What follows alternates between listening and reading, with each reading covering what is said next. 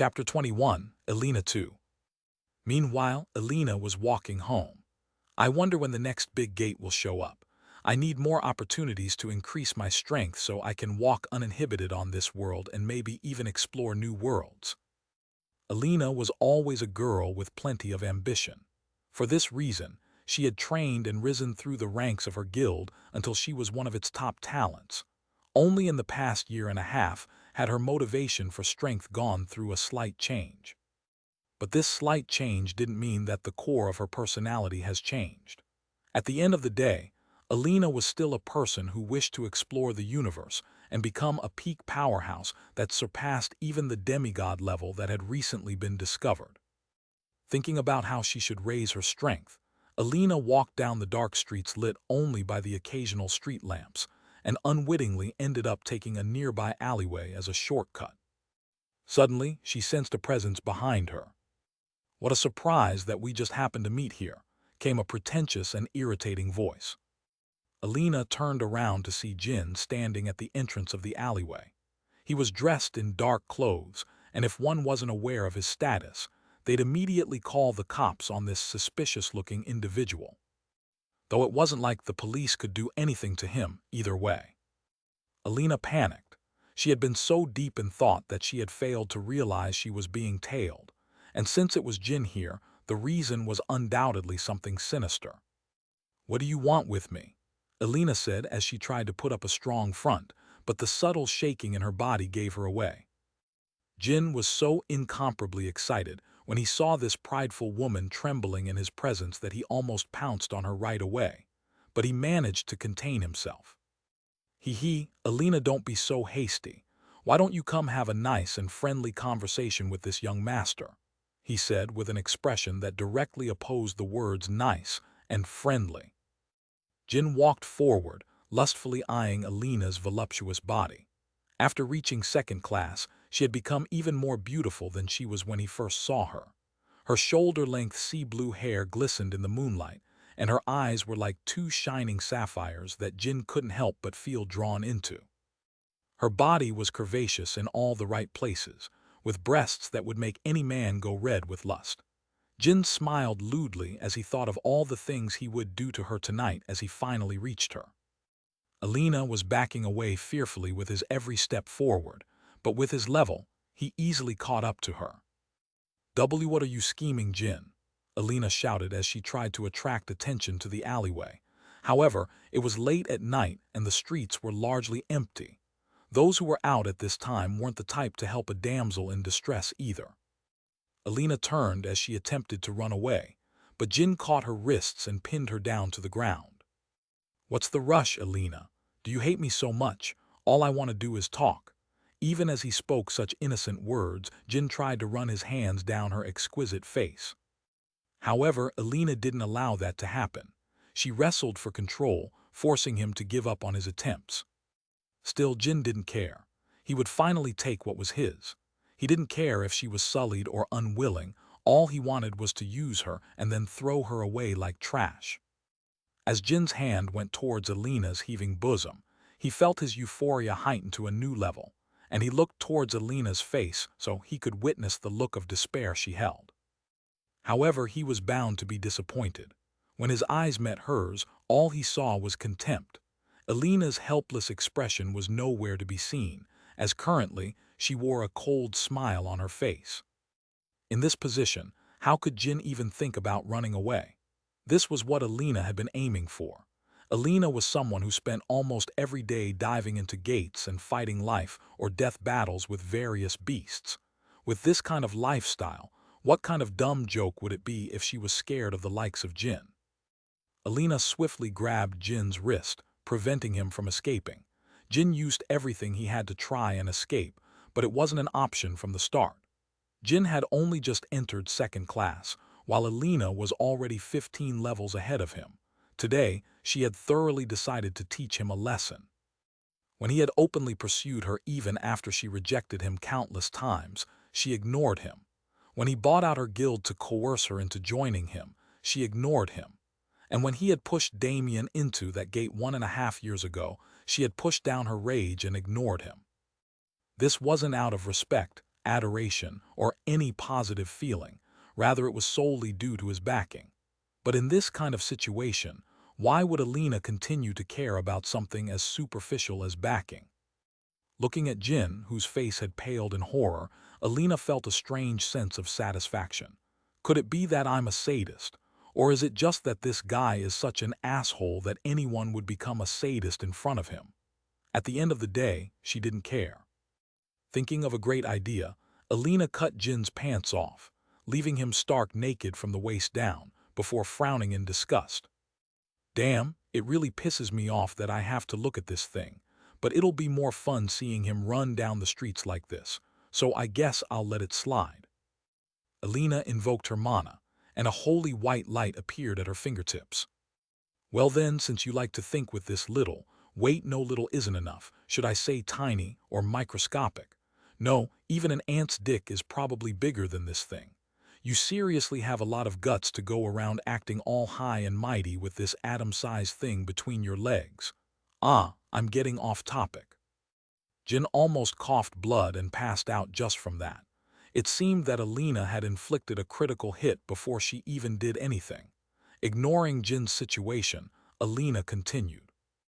As I was saying, if you like to think with this smaller than an atom-sized thing between your legs so much, I guess it's my duty as a former teammate to get rid of it right. After all, you need a clear head to go into gates and fight.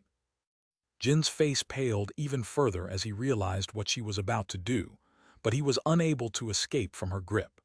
He could only helplessly watch as a small beam of white light shot out of Alina's fingertips and cleanly cut off his pride as a man. Ahhhhhhhh, Jin screamed. The feeling of emptiness between his legs, although he was used to it for a different reason, was one of the most painful experiences he ever had.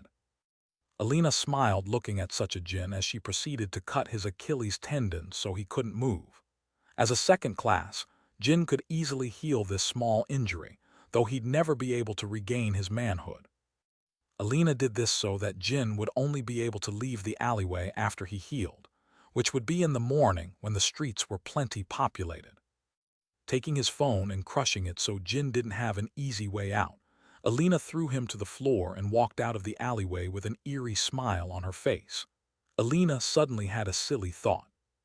Looks like I've prepared a great present for Damien when he returns. I wonder how he feels about eunuchs. Whistling the tune of her favorite song, Alina continued to walk home as if nothing happened. Chapter 22, Rush 1. 6 months later. Within the subspace, Damien could be seen facing Zara, who was charging a beam of ice. Unlike usual, Damien right now was a mess, with parts of his body frozen and in the process of thawing. Okay, this is the one. Shoot it, Zara, Damien said as he put his arm out. On his cue, Zara released the beam of concentrated ice energy at Damien, but he didn't move. He stood with his arm out and closed his eyes. The beam moved at extremely fast speeds, and in the blink of an eye was already in front of him. Suddenly, the beam took a sharp turn to the right and crashed into the wall. Ha ha ha, I finally did it, Damien exclaimed as he ran over and hugged Zara. She, who knew how hard he'd been working these past 6 months, was equally as happy for him. In these months, neither of the two had left the confines of the subspace and spent all their time training.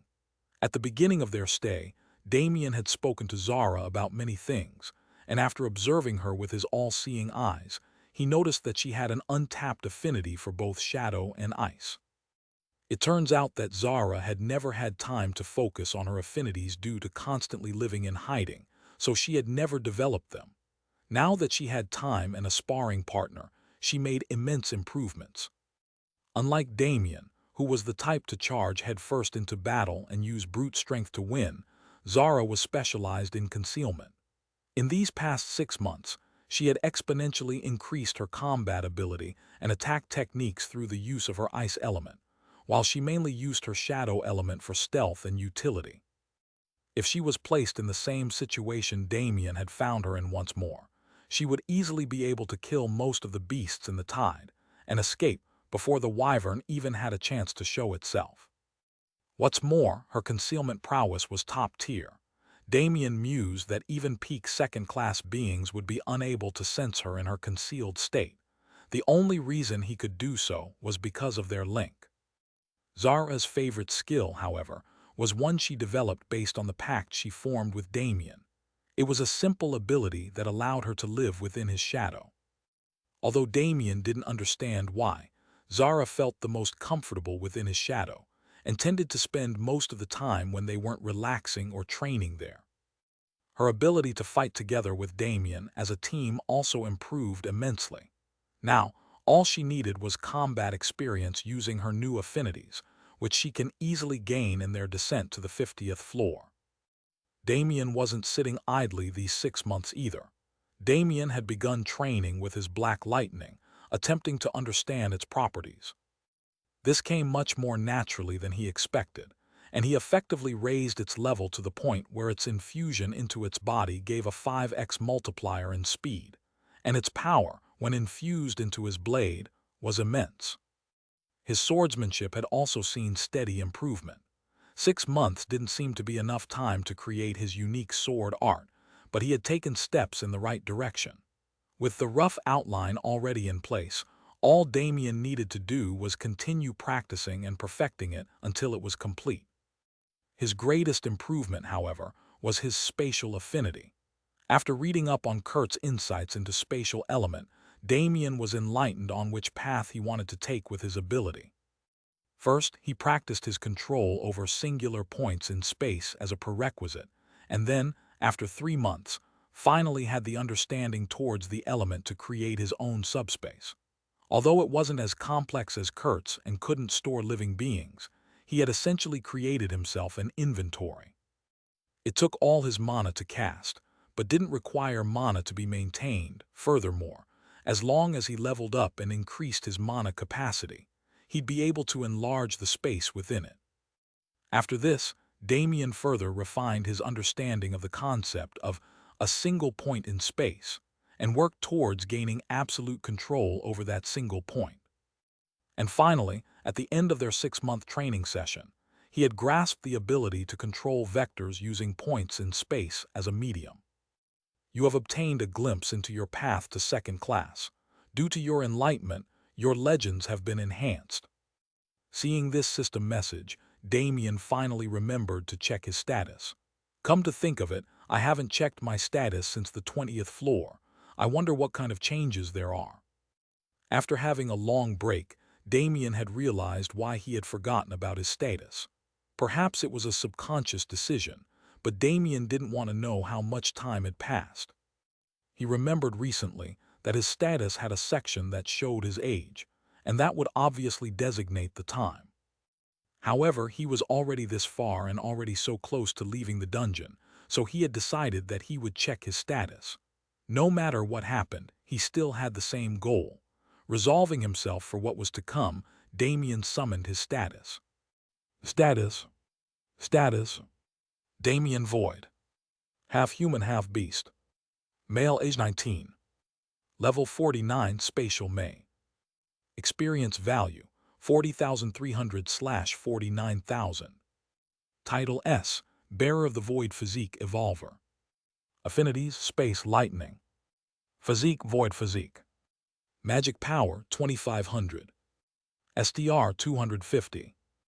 AGI, 275. Def, 245. INT, 230. Dex, 265.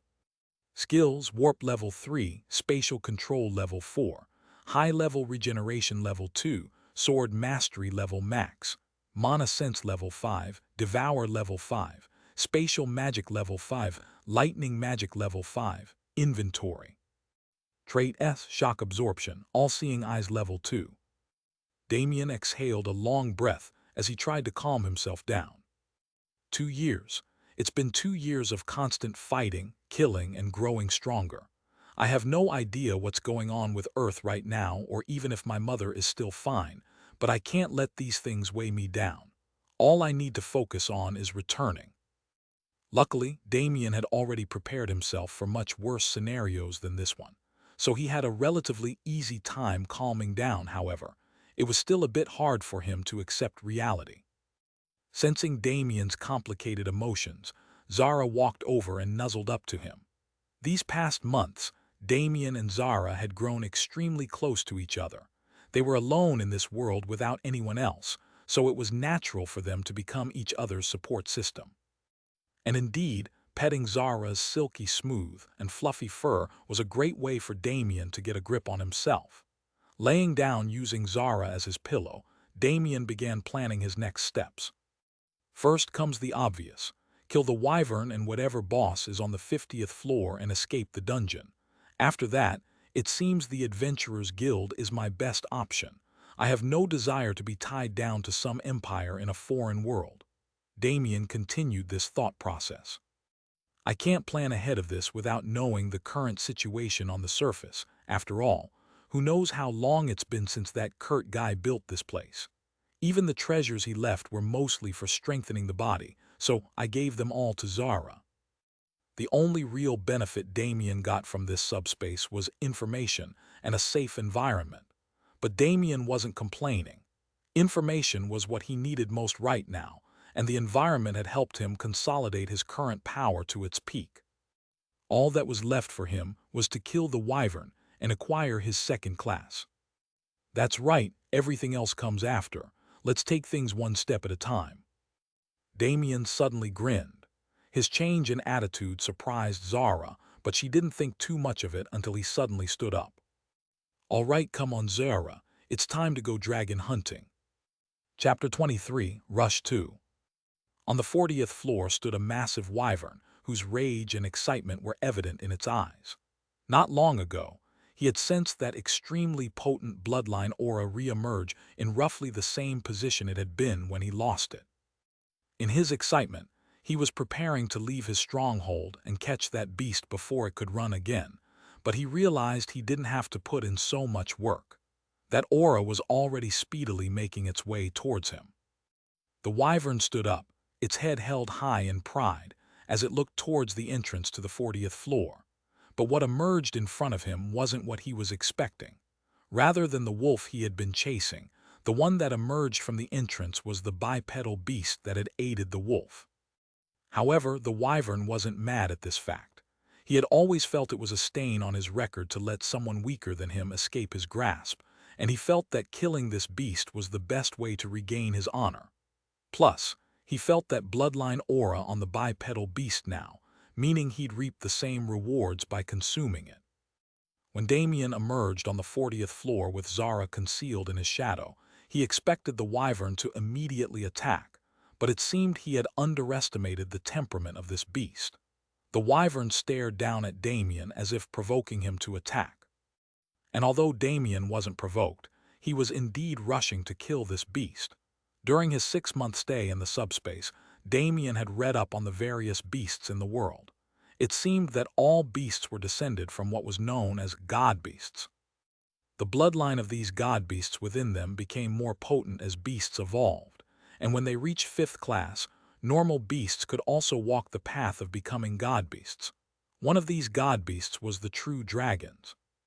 This wyvern was one of their offspring, and judging from its intense fixation on Zara's bloodline, it must have accumulated a large portion of true dragon bloodline. This wasn't what Damien was interested in, though. What caught his interest was a trait that true dragons possessed, their superior regeneration. A true dragon's regeneration was capable of regrowing limbs, which was something Damien desperately wanted. Although it hadn't impeded him much, Damien was still missing an arm. He mused that if he killed this wyvern and devoured it, even if he couldn't regrow his arm, he'd be able to take steps in that direction. Not wanting to wait any longer, Damien charged forward with his sword drawn. The wyvern met him head-on as it charged as well. When he got close, Damien teleported to the wyvern's side and used the first step of the sword art he'd been creating. Void sword first step, bladeless. Damien's sword flickered as its blade disappeared from existence. In the next second, a 10-foot-long gash tore through the wyvern's scales. This was the first step of his art. When Damien swung his sword, he'd meld its blade with the spatial layers in the surroundings and essentially form a spatial tier that acted as his sword blade. This tier would superimpose on whatever existed in the spot occupied by its space and banish it into the void. It was an unavoidable and unseen blade, which was why he chose to call it bladeless. The wyvern let out a guttural roar as its flesh and muscles were exposed and swung its claws towards Damien. However, Damien had long vanished from the spot. The ground cracked as a miniature earthquake was induced by the wyvern's paw. When Damien reappears, he was on top of the wyvern's head. Turning to face its back, he once again used the first step of his art. Another deep gash appeared on the wyvern without it even understanding what was happening. The wyvern was getting fed up. The ant he could have crushed within seconds 6 months ago was now handling him like a child. Damien hopped off the wyvern's head and stood in front of it, taunting it to do something. And the wyvern easily fell for his provocation. Opening its maw, it concentrated a beam of energy to fire. This was its trait as a descendant of dragon's breath. Facing genuine dragon's breath, Damien wasn't scared in the slightest.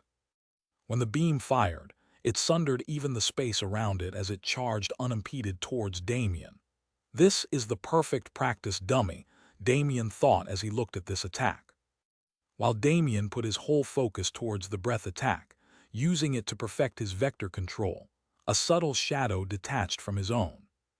The breath attack finally reached its target, as Damien put his arm out and put all his focus to block it. At first, he could only slightly divert the trajectory of the attack, making it narrowly miss him, but his entire left side was slowly being burnt. His flesh melted, and his internal organs began to feel the heat of the breath, but Damien continued forward with the same method. Slowly but surely, Damien was able to avert the breath until it couldn't affect him anymore, though his entire left side was burnt to a crisp in the process. This pain isn't even half of what my eyes went through in the last evolution. Damien scoffed as he took a moment to pat himself on the back for his successful evasion. Meanwhile, the wyvern was even more enraged. The breath attack that it had prided itself on, that it had inherited from its all-powerful ancestors, had been blocked. Even though the bipedal beast had been injured in the process, he couldn't see any signs of pain on its face. As the wyvern focused on Damien, it failed to sense the slight chill that began to permeate the air. Zara had stealthily made her way towards the large gashes on the wyvern's back and was preparing herself to go for the kill. This was why Damien hadn't attempted to land any fatal wounds on the wyvern.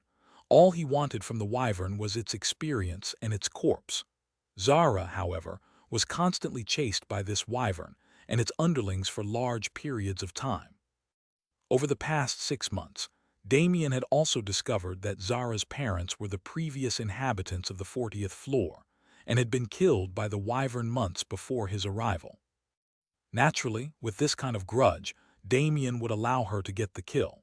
He only made some preparations for her since her strength wasn't necessarily enough to break through the wyvern's scales, and since they were connected through contract, Damien would still get the experience from killing the wyvern. In return, Damien had promised Zara that every beast from the following 9 floors would be given to her, so she could also grow in strength. Once Zara was prepared, she sent tendrils of darkness into the wyvern's wounds, corroding them, while she sent compressed blasts of ice energy to freeze off its muscles and organs before destroying them. By the time the wyvern moved to stop her, Damien was already healed and in front of it, stabbing into its eye and temporarily blinding it. Although the wyvern was enraged that it was getting attacked from 2 sides, it couldn't do anything about it. Damien kept its attention on him, without allowing it to focus its attacks on Zara, while Zara slowly chipped away at its life force, making sure the wyvern could feel the pain of its corroding insides. And within 10 minutes, the wyvern fell to the ground as a lifeless corpse. Damien smiled at Zara, who had come back into his shadow. Although she acted like nothing special happened, he could feel the relief and satisfaction she was feeling inside. While feeling happy that his partner obtained her revenge, Damien walked towards the wyvern corpse. Devour. The shadowy maw emerged from his palm and swallowed the corpse into its abyss, turning it into pure nutrients for Damien.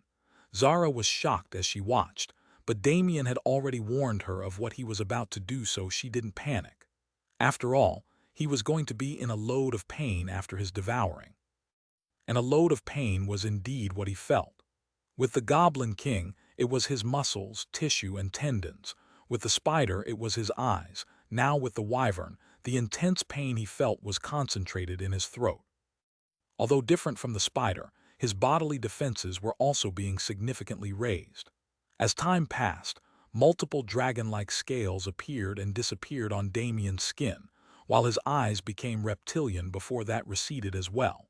Within his throat, Damien felt a burning sensation akin to swallowing the sun as he endured. The pain was terrible, but putting together the context clues, Damien had a good idea of what he was receiving at the moment, and that thought made him incomparably excited. Slowly, his evolution ended, and Damien felt his body filled with renewed vigor. This type of vigor made him feel extremely bestial, giving him the urge to roar to the heavens to assert dominance.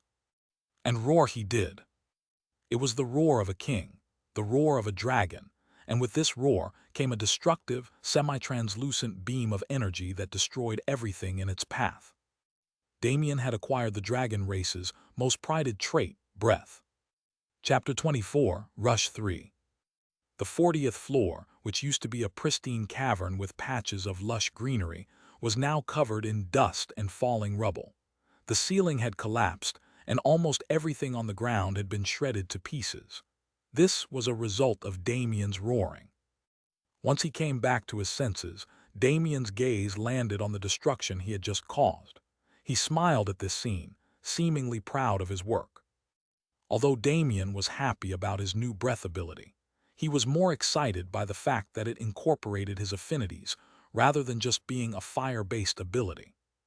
The breath he had just released was semi-translucent due to its main attribute being space. The only reason it could be seen was due to the black lightning that coursed through it and the rippling and tearing of the space it passed through. In summary, it was utter annihilation. After appreciating his new trait, Damien noticed that there was an overflow of system messages he had to check. First was the records of all the monsters he'd killed, including the wyvern, which was apparently at level 65, but he ignored those. You have made immense achievements in your path to obtain strength and raised your league once more. You have fulfilled the requirements to obtain a new class. Gain strength, obtain achievements, and build your legend. Choose a class. 1. Swordmaster. 2. Beast Tamer. 3. Scholar. 4. Vector Controller. 5. Priest. Damien didn't even need to think. His path had always been with the spatial attribute, and controlling vectors was the path he chose himself. You have become a vector controller. By using space as a medium, you have obtained the ability to control matter and interactions through their related vectors. In the beginning, you may only be able to control acceleration, inertia, and other concepts in the immediate area, but at its peak, you may be able to obtain control over the vast universe. By becoming a second-class being, you have obtained the qualifications to choose a subclass. Choose a subclass. 1. Lightning Maid. 2. Healer. 3. Blacksmith. 4. Alchemist. 5. Beast Tamer. Damien didn't think much of the subclasses and chose Lightning Mage, as it best complemented his affinities and fighting style. He was a combat-oriented person, not someone who excelled at auxiliary occupations. Just like this first-class change, Damien's head was filled with insights on how to utilize his new power. Previously, he could barely be said to have achieved a preliminary understanding of the concept, but now he'd firmly stepped into that realm. What he needed to do now was to further understand his power and decide how to implement it into his combat style. The biggest change he could feel was within his body. He could feel his blood and his cells work as they regenerated his charred left side. He could also feel the clumps of activity that gathered in the stump of his left arm. This made Damien's smile even wider. It seemed he could finally heal his arm. Although the power he obtained from the wyvern had boosted his regeneration, it wasn't quite enough to evolve it. If he combined it with his newly gained control over his internal body, however, it might be possible. After asking Zara to stand guard, Damien sat down and concentrated on the activity taking place in his arm. As he experimented with these clumps, he realized that he could move his blood and cells as he pleased. This was a sub-ability of his telekinesis that he hadn't known he could use before he received the insights from his second class. Using his regeneration skill, which had directly achieved max level after he devoured the wyvern, he began regrowing his arm. However, this ability wasn't enough to regrow limbs before evolving. But if he just had to make the basic structure, it was more than enough. Damien spent 2 days using his mana sense internally to memorize and understand the structure of the arm he already possessed, and then began mirroring and replicating it on his left stump. Slowly but surely, the outline of his left arm began forming. As he did this, he simultaneously used his telekinesis to initiate and control his cell division and replication to form the inner structure of his arm. Being a mirrored copy of his right arm, its strength was equal as well. Bones began forming inside the shell, followed by tendons, ligaments, muscles, tissue, and finally his skin. An entire week passed, and Damien could be seen sitting in the same position. However, different from the start of the week, Damien now had 2 complete arms and perfect symmetry in his body. Damien stood up and drew his sword without pause. After swinging it randomly for a couple of seconds, he started to think. It's been around 2 years since I lost my arm, so my center of balance has completely changed. It seems I'll have to train for a bit to adapt to having all my body parts back. After thinking for a bit, Damien finally spoke. Zara, I have to stay here for a bit to get used to my new strength. Go on ahead without me and start training. I'll join you soon. Zara was unwilling at first, but after Damien assured her that nothing on the lower floors would be able to bypass her concealment, she nodded and left towards the 41st floor. Meanwhile, Damien continued to practice without fail. Like this, another 2 months passed. During these 2 months, Zara had made immense progress. When she first entered the 41st floor, she refused to leave her concealment and silently whittled down the population of the floor while devouring beasts. By the time she reached the 42nd floor, she realized that Damien wasn't lying when he said that she wouldn't have a problem. She was just too used to being around a monster like Damien that she had forgotten that she was a monster herself. Slowly, she began leaving her concealment and fighting beasts head-on to increase her combat experience. But even then, they couldn't injure her much. This continued until she made it to the 45th floor.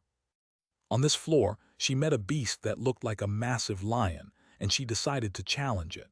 The lion had a fire ability that completely negated her ice and dispersed her shadows, forcing her to use her pure physical prowess to fight.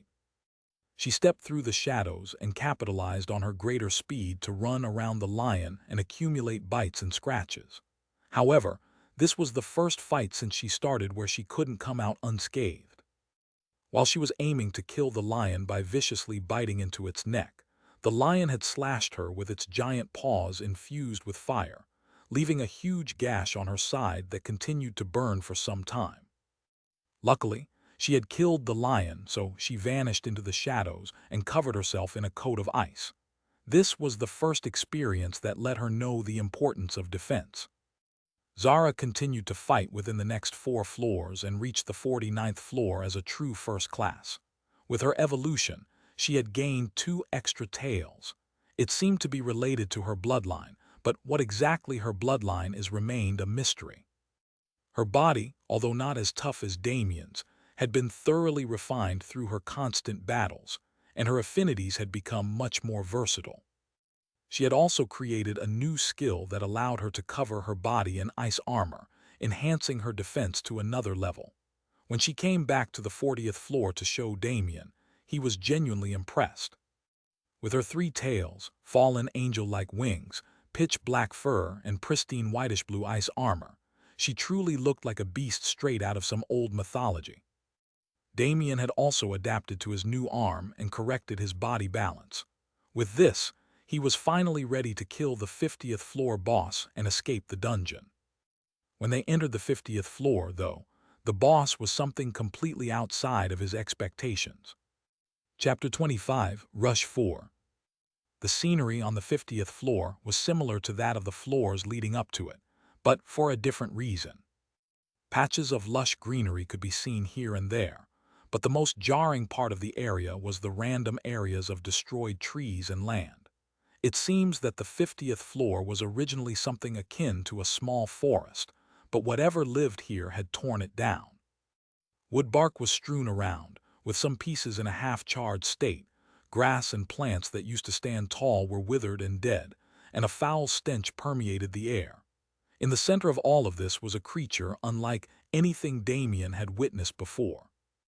It had 3 heads, each of a different animal: a lion, a snake, and a goat, and a huge body that took up a good portion of the space available in the cavern. Its body was panther-like, specialized for speed. Its feet were talons like a bird, and its tail was that of a scorpion. It also had a pair of massive wings. Its 3 heads swiveled as one when it sensed Damien's presence, and without any suspense, it charged. The chimera drew near as each of its heads charged up a separate attack. The lion let out a massive roar that shook the earth. The goat channeled energy between its horn to shoot out like a beam, and its snake head shot out poisonous breath. However, beam attacks weren't something that would work on Damien anymore, especially from those that were in the same class as him. During the 3 months he spent adjusting to his body, Damien wasn't idle in his other training. His control over vectors had improved to the point where he could divert these attacks without burning himself like last time, and he had created a second step for his sword art. However, as this would be his last fight within the dungeon, Damien decided to be a little reckless. Since Zara had already moved to attack the beast, he just had to distract it. Damien opened his mouth and sucked in a large breath. His chest expanded, his cheeks puffed, his throat constricted, and when his movement reached its apex, Damien let out an even more ferocious roar than the chimera. With this roar came an ethereal beam of rippling energy covered in arcs of black lightning that sundered even space itself, as if only it could exist. When the beam collided with the chimera's attacks, a muted explosion rocked the entire 50th floor. The splintered remains of trees and withered grass that was already on the verge of death were all incinerated into nothingness, and even the ground had cracked into hundreds of pieces, eliciting reactions from even the beasts on the 49th and 51st floors who could only feel the aftershocks of the clash. While the poisonous breath of the snake and the energy beam of the goat were both obliterated in the clash, Damien's breath attack had retained a bit of its energy. It continued forward and pierced the middle head, the snake, causing it to explode into countless pieces. The chimera roared in pain. While its 3 heads were connected to the same body, they only shared a piece of their consciousness. For the most part, they could think independently. For this reason, rather than feeling like it had lost one of its heads, the lion and goat head had felt like they had lost a brother. This infuriated them to no end. The chimera lifted off from the ground and began flying, using its speed to try and catch Damien off guard. A rain of energy beams and fireballs rushed at Damien from every direction. Damien, however, simply abused his teleportation. Whenever he was close to being hit, he'd vanish and reappear in the distance. Since he had decided to have fun during this fight, Damien didn't even counterattack, further enraging the chimera. Was this bipedal beast looking down on it? When this thought crossed its mind, the chimera almost lost itself to rage. It intensified its attack further, destroying any remaining unbroken areas of the cavern. At this time, Damien stopped dodging every attack that came at him. Every once in a while, he would stop and allow himself to stay within an attack's trajectory, gently flicking his finger to divert it. Now that he had 2 hands, he had even more freedom to do this. Although the hand motions weren't necessary to affect vectors in his vicinity, they were a sort of intermediary that Damien used to get more accustomed to his power. Once he had improved to a certain level, he would be able to block any attacks aimed at him without even moving.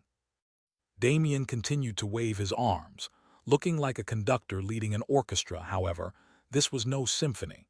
Instead, It was a cacophony of destruction that would make anyone want to bring up a certain art is an explosion reference. With none of its attacks even slightly affecting Damien, the Chimera decided to descend and use raw power, but before it could do so, it noticed its tail had been frozen stiff.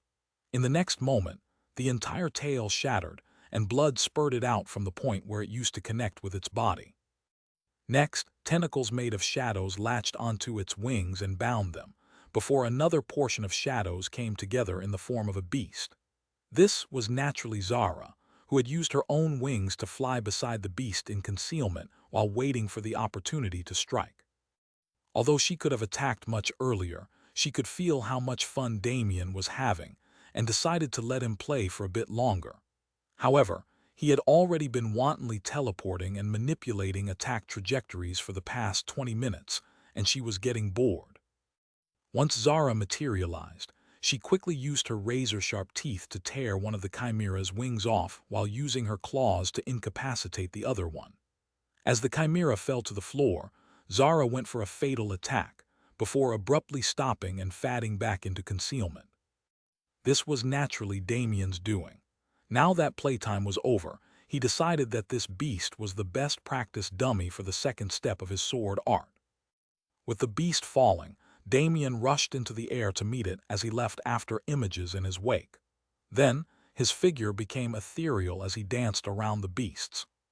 Even with its elegance, this was a dance of blood. If the first step of his sword art was a single strike to cause critical damage, the second step was a sword dance to accumulate injuries on his opponent and bleed them out. As his figure flashed in and out of the space surrounding the beast, chunks of its body began to disappear.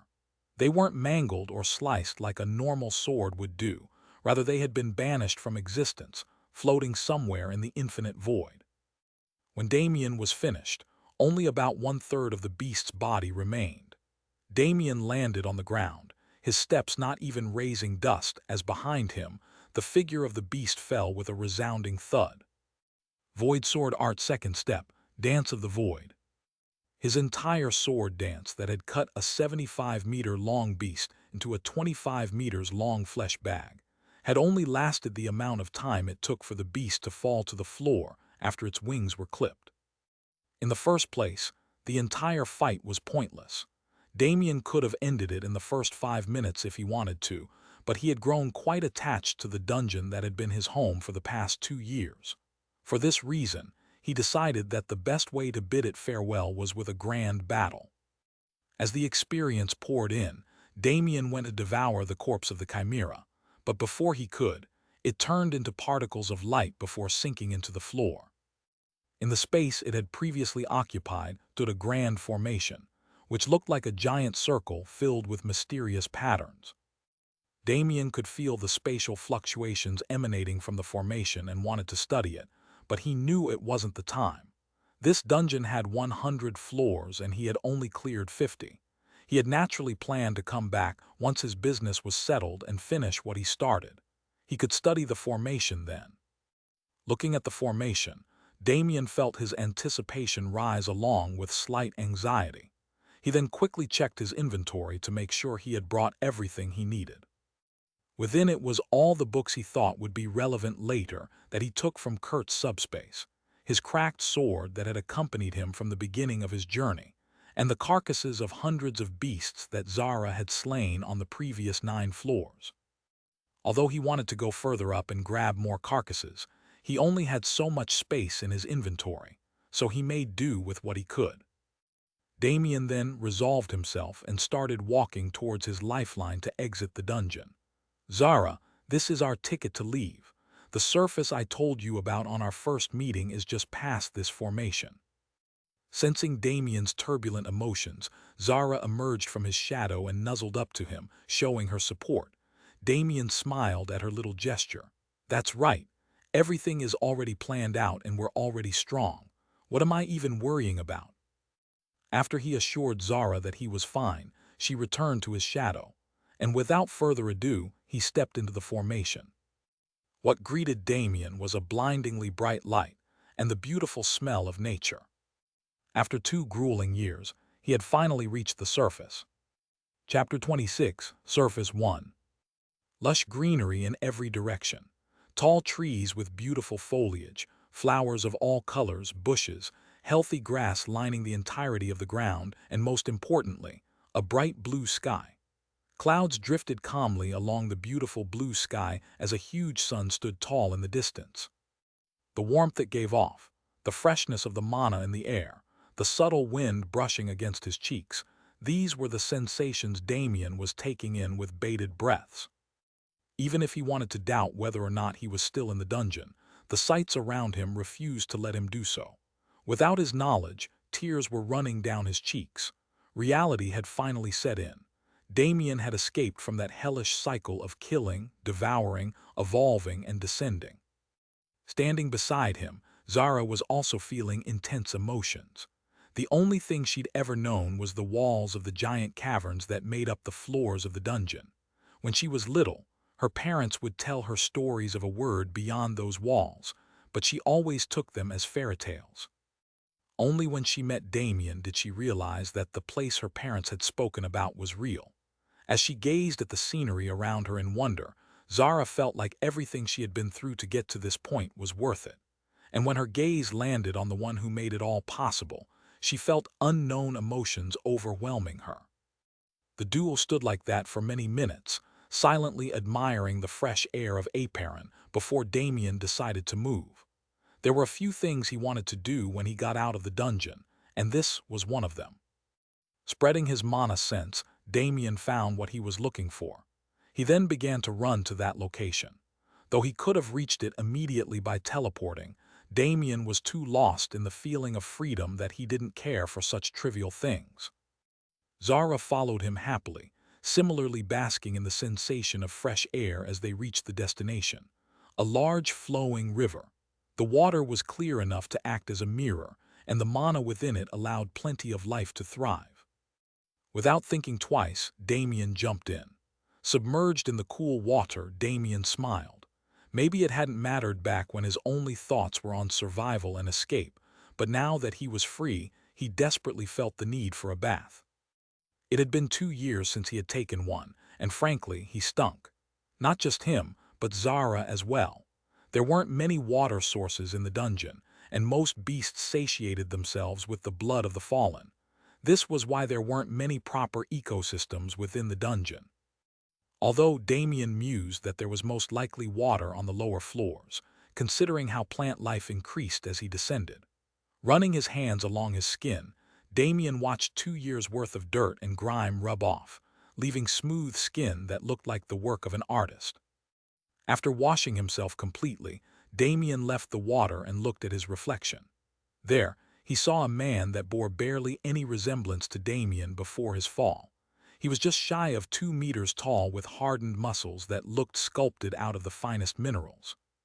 Although he wasn't abnormally muscled, every fiber of his being was optimized and loaded with power that one could sense with even the simplest glance.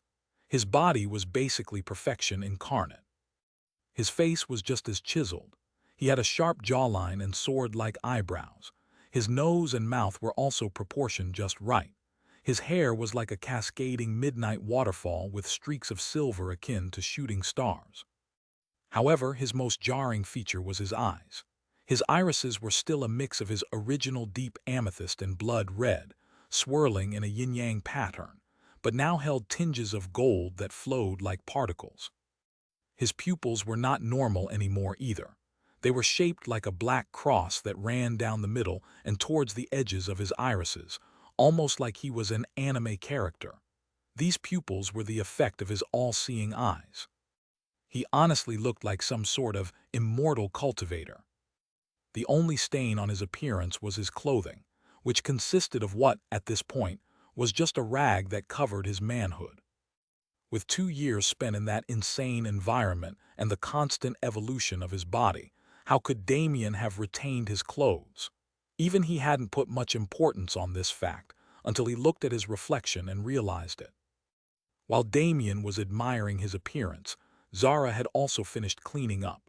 Although she also spent a moment admiring her appearance, she wasn't a narcissist like Damien, so she was satisfied with a glance. Sensing her thoughts, Damien frowned a bit. How can you even call me a narcissist? I'm just objectively the most handsome man I've ever seen. Objectively, of course. Zara rolled her eyes. With how serious he always was in the dungeon, she didn't expect him to become like this once they left, but perhaps it was only natural. Most of Damien's personality traits after his fall had been based on anime characters and cultivation novel MCs in the first place. Otherwise, how could he be so calm and indifferent by only using the will forged with the words of his father? With his burning will for survival alone, he would have become feral long ago. So he mimicked their temperaments and actions as a sort of guide. This was why sometimes he'd end up saying and thinking some relatively corny phrases and shouting at the heavens. And weren't most of those characters narcissists too? Perhaps in front of crowds, Damien would continue being indifferent, as his social skills had become non-existent in the past few years. But when he was alone with Zara, he'd naturally joke around. Zara rolled her eyes at his thoughts and stared at him with a deadpan gaze. Damien attempted to justify himself for a few more minutes, but his resistance dwindled under her dead fish state that didn't change. Fine, fine, you're no fun. Let's go find a town or something so we can relax a bit before we continue our journey. With this, Zara hopped back into Damien's shadow, which had become her safe space, and Damien began teleporting in a straight line forward. He had no idea where he was and only had a rough outline of Aparen, so he figured this was his best move. Within an hour, Damien had exited the forest. He had seen a couple of small tribal settlements on his way out, but these weren't enough to provide him with the comfort he wanted, so he kept going. Damien's mana capacity was insane for someone who just received their second class, and his teleportation barely even took any mana at this point when it was within his awareness range. This was his starting skill and the key to his success, so it had grown alongside him to become a conventional skill for him to use. When Damien exited the forest, he saw a vast plain filled with various hills and mountains. This area was straight out of a fantasy novel. This kind of natural beauty was rare back on Earth, especially after the Mana Awakening, when humanity gained the ability to survive in harsher conditions. Damien admired his surroundings as he continued teleporting, but he was getting a little bored. Zara, come out. Let's race to the first city we see. Winner gets to make the loser do whatever they want for a week. Zara hopped out of his shadow but didn't move, watching him with judging eyes. What? Okay, fine, no teleportation. But you're not allowed to fly either. Your wings give you an insane speed boost. Zara begrudgingly nodded her head and took her stance. She couldn't help but wonder what she'd make Damien do for a week once she won, but she knew she couldn't let him win. He'd probably make her act as his mount or something. All right, we start on go. 1, 2, 3, go. Chapter 27, Surface 2. Many hours had passed, and two streaks of light could be seen speeding through the mountainous plains. One of these was entirely black, while the other was a mesmerizing shade of purple. These were Damien and Zara, who were still racing to find a city. While Zara's black magic power was a normal thing even within the dungeon, Damien's purple color was new. During his stay in Kurt's subspace, he had read about the qualities of magic power, which was the term used to qualify each person's unique mana. While most people had blue magic power, which was normal and carried the traits of normal environmental mana that had simply been annexed, many geniuses had colored magic power. This color was a result of the mixing of their unique traits and abilities into their magic power. This occurrence was natural and couldn't be forced in any way. Just like that, when Damien first called out his mana after gaining freedom from the dungeon, it had randomly shifted to this purple color. Damien mused that Zara's magic power being black was either a racial trait or something she developed during her fight for survival after her parents died. Meanwhile, for his magic power to suddenly change color, it was probably due to his lack of contact with natural mana outside of the dungeon after he started gaining power. Anyway, as Damien and Zara raced, they started to see small cities in the distance that they quickly passed by. Damien knew it would be a classic fantasy world trope if he started small and then reached the capital of whatever empire he was currently in, but he felt that his power level was too strong for that. He was already a second class and had killed plenty of higher-level second-class beasts, and he knew nobody in this world, so there was no point in making a grand entrance after power leveling for a while. Therefore, Damien decided to ignore all the smaller towns and cities and head straight for the first metropolis he saw. Aparin, while being a classic fantasy world, had also been in contact with mana for thousands of years. This contact naturally led to technological advancement. Air conditioning and modern-style bathrooms were normal in this world, with different contraptions like spatial rings being invented that even eclipsed Earth's technology. For some reason, however, the medieval aesthetic standards never changed much. Thinking idle thoughts, Damien continued to run at full speed for many more hours until finally, he saw a huge city in the distance. Looking over at Zara, who was easily keeping up with him, Damien grinned before infusing a bit of mana into his legs. Seeing this, Zara did the same and their speed drastically increased as they made it to the city. It was another normal day in the city of Archdale, and Alan was once again enjoying his stable life as a city guard. Being the second largest city in the Adelaide Empire besides the capital city of Aurora, even city guards had a healthy salary. Alan woke up today feeling extra refreshed. He ate breakfast with his wife and sent his kid off to school before walking to work. Alan was the typical cheerful guy who didn't let his worries bog him down, so on his walk to the west gate that he guarded, he greeted a few neighbors and shop owners that lived on his street. Reaching the west gate, he was surprised to see that there was relatively no queue to enter. "Yo, Freddy," Alan greeted his boss as he walked to his post. "Why's it feel so empty today?" Freddy looked at Alan with a warm gaze. Although their job was pretty boring, he was glad to have such a cheerful subordinate who brought the mood up. "Ah, nothing much. I heard that there's some big event going on at the Adventurers Guild today, so most of the traffic is coming through the North Gate. We just have to deal with the ones who are here for other business." Alan nodded his head in understanding. Even if it was a varied profession that accepted everyone, the number one most desired job for many people was to become an adventurer. After all, if you managed to climb the ranks and increase your rank, you could get many perks without having your freedom restricted like those who worked for the empires. As he continued doing his job like he did every other day, Alan suddenly witnessed what looked like a tornado approaching from the distance. When the crowd outside the gate noticed this anomaly, they quickly scattered in every direction, while Alan called his fellow guards forward. Most of these guards were classless or low-level first class, while the stronger ones were mid-level first class. They were only the first line of defense. If the disturbance was big enough to threaten the city, the Empire Army and some adventurers would come to take care of it. As Alan and the others warily watched the approaching storm, one of them exclaimed, "Hey, what is that?" Focusing their attention on what the man had pointed out, the guards saw the silhouette of a beast at the forefront of the storm. As they gripped their weapons steadily and prepared for an attack, they failed to notice the human figure running next to that beast. As Damien and Zara continued to speed towards the gate, they kept increasing the amount of mana they were using, though they didn't use any of their special skills with respect for the rules they had set. In consequence, a huge storm of dust and dirt they kicked up followed them on their journey. As they approached the gate, both of them upped their speed once again.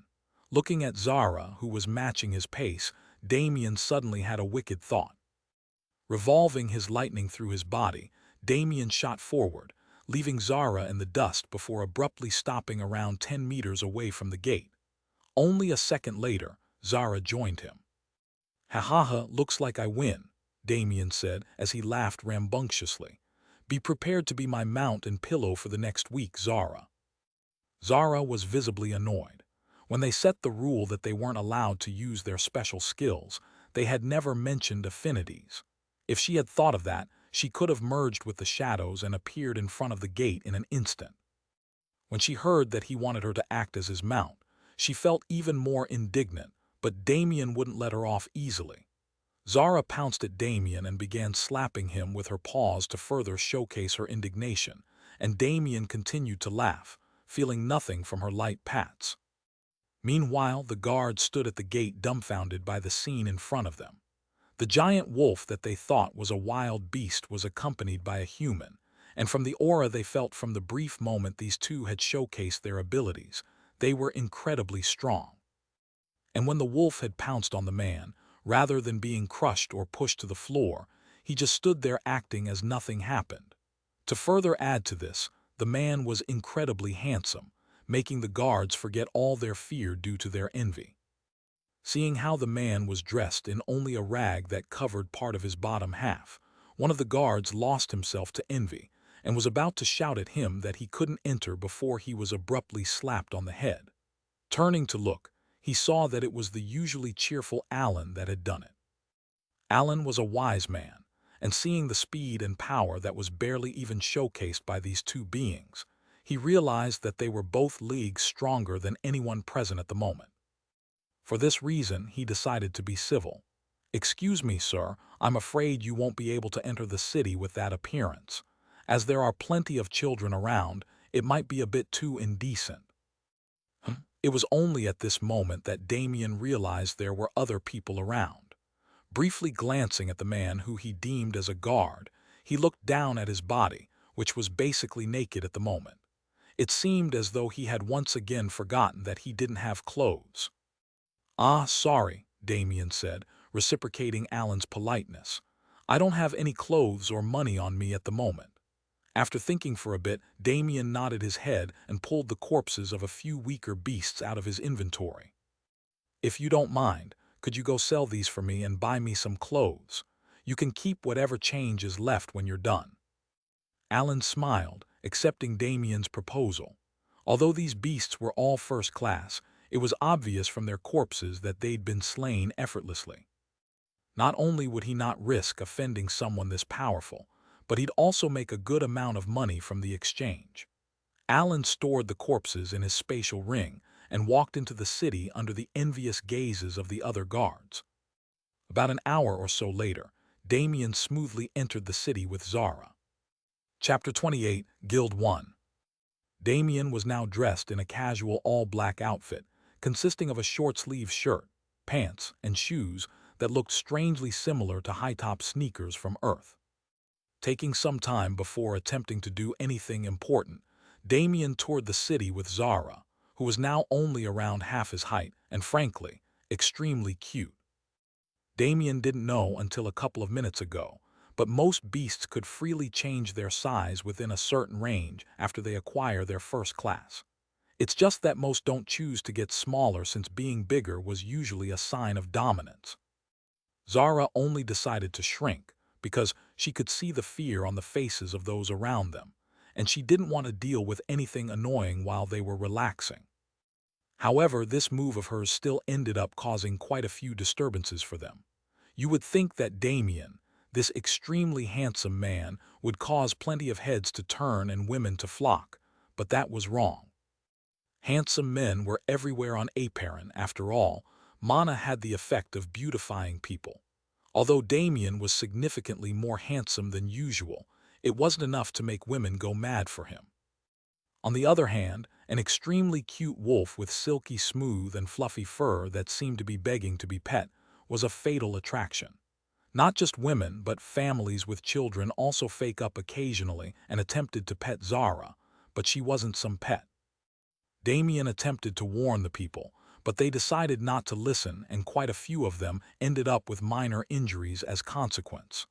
Naturally, Damien protected the kids, but he didn't spare a glance towards adults who didn't respect other people's privacy. After a couple of incidents, Zara gave up and just hid in Damien's shadow as they explored. She would still be able to see everything that was happening. It was just a shame that she couldn't walk around with Damien. While they toured the city, Damien was pleasantly surprised by what he saw.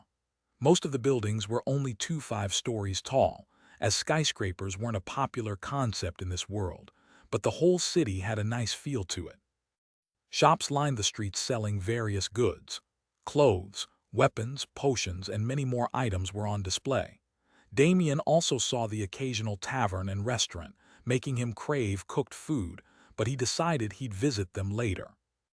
As he reached the center of the city, Damien saw the appearance of fewer and fewer establishments, as the ones that were present were the more high-end services.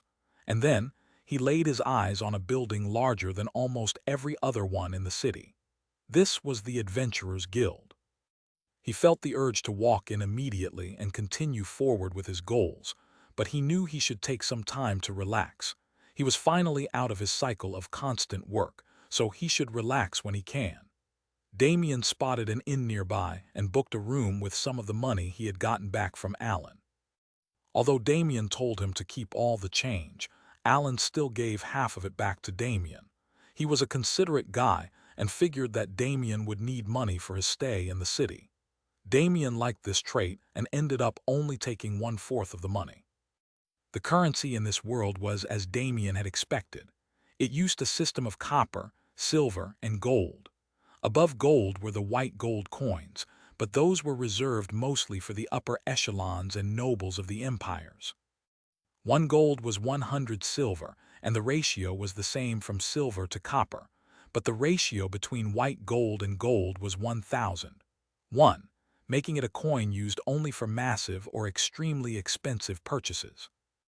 Damien's room was only 10 silver coins, as he had chosen a mid-sized inn to stay at. His room was also relatively normal.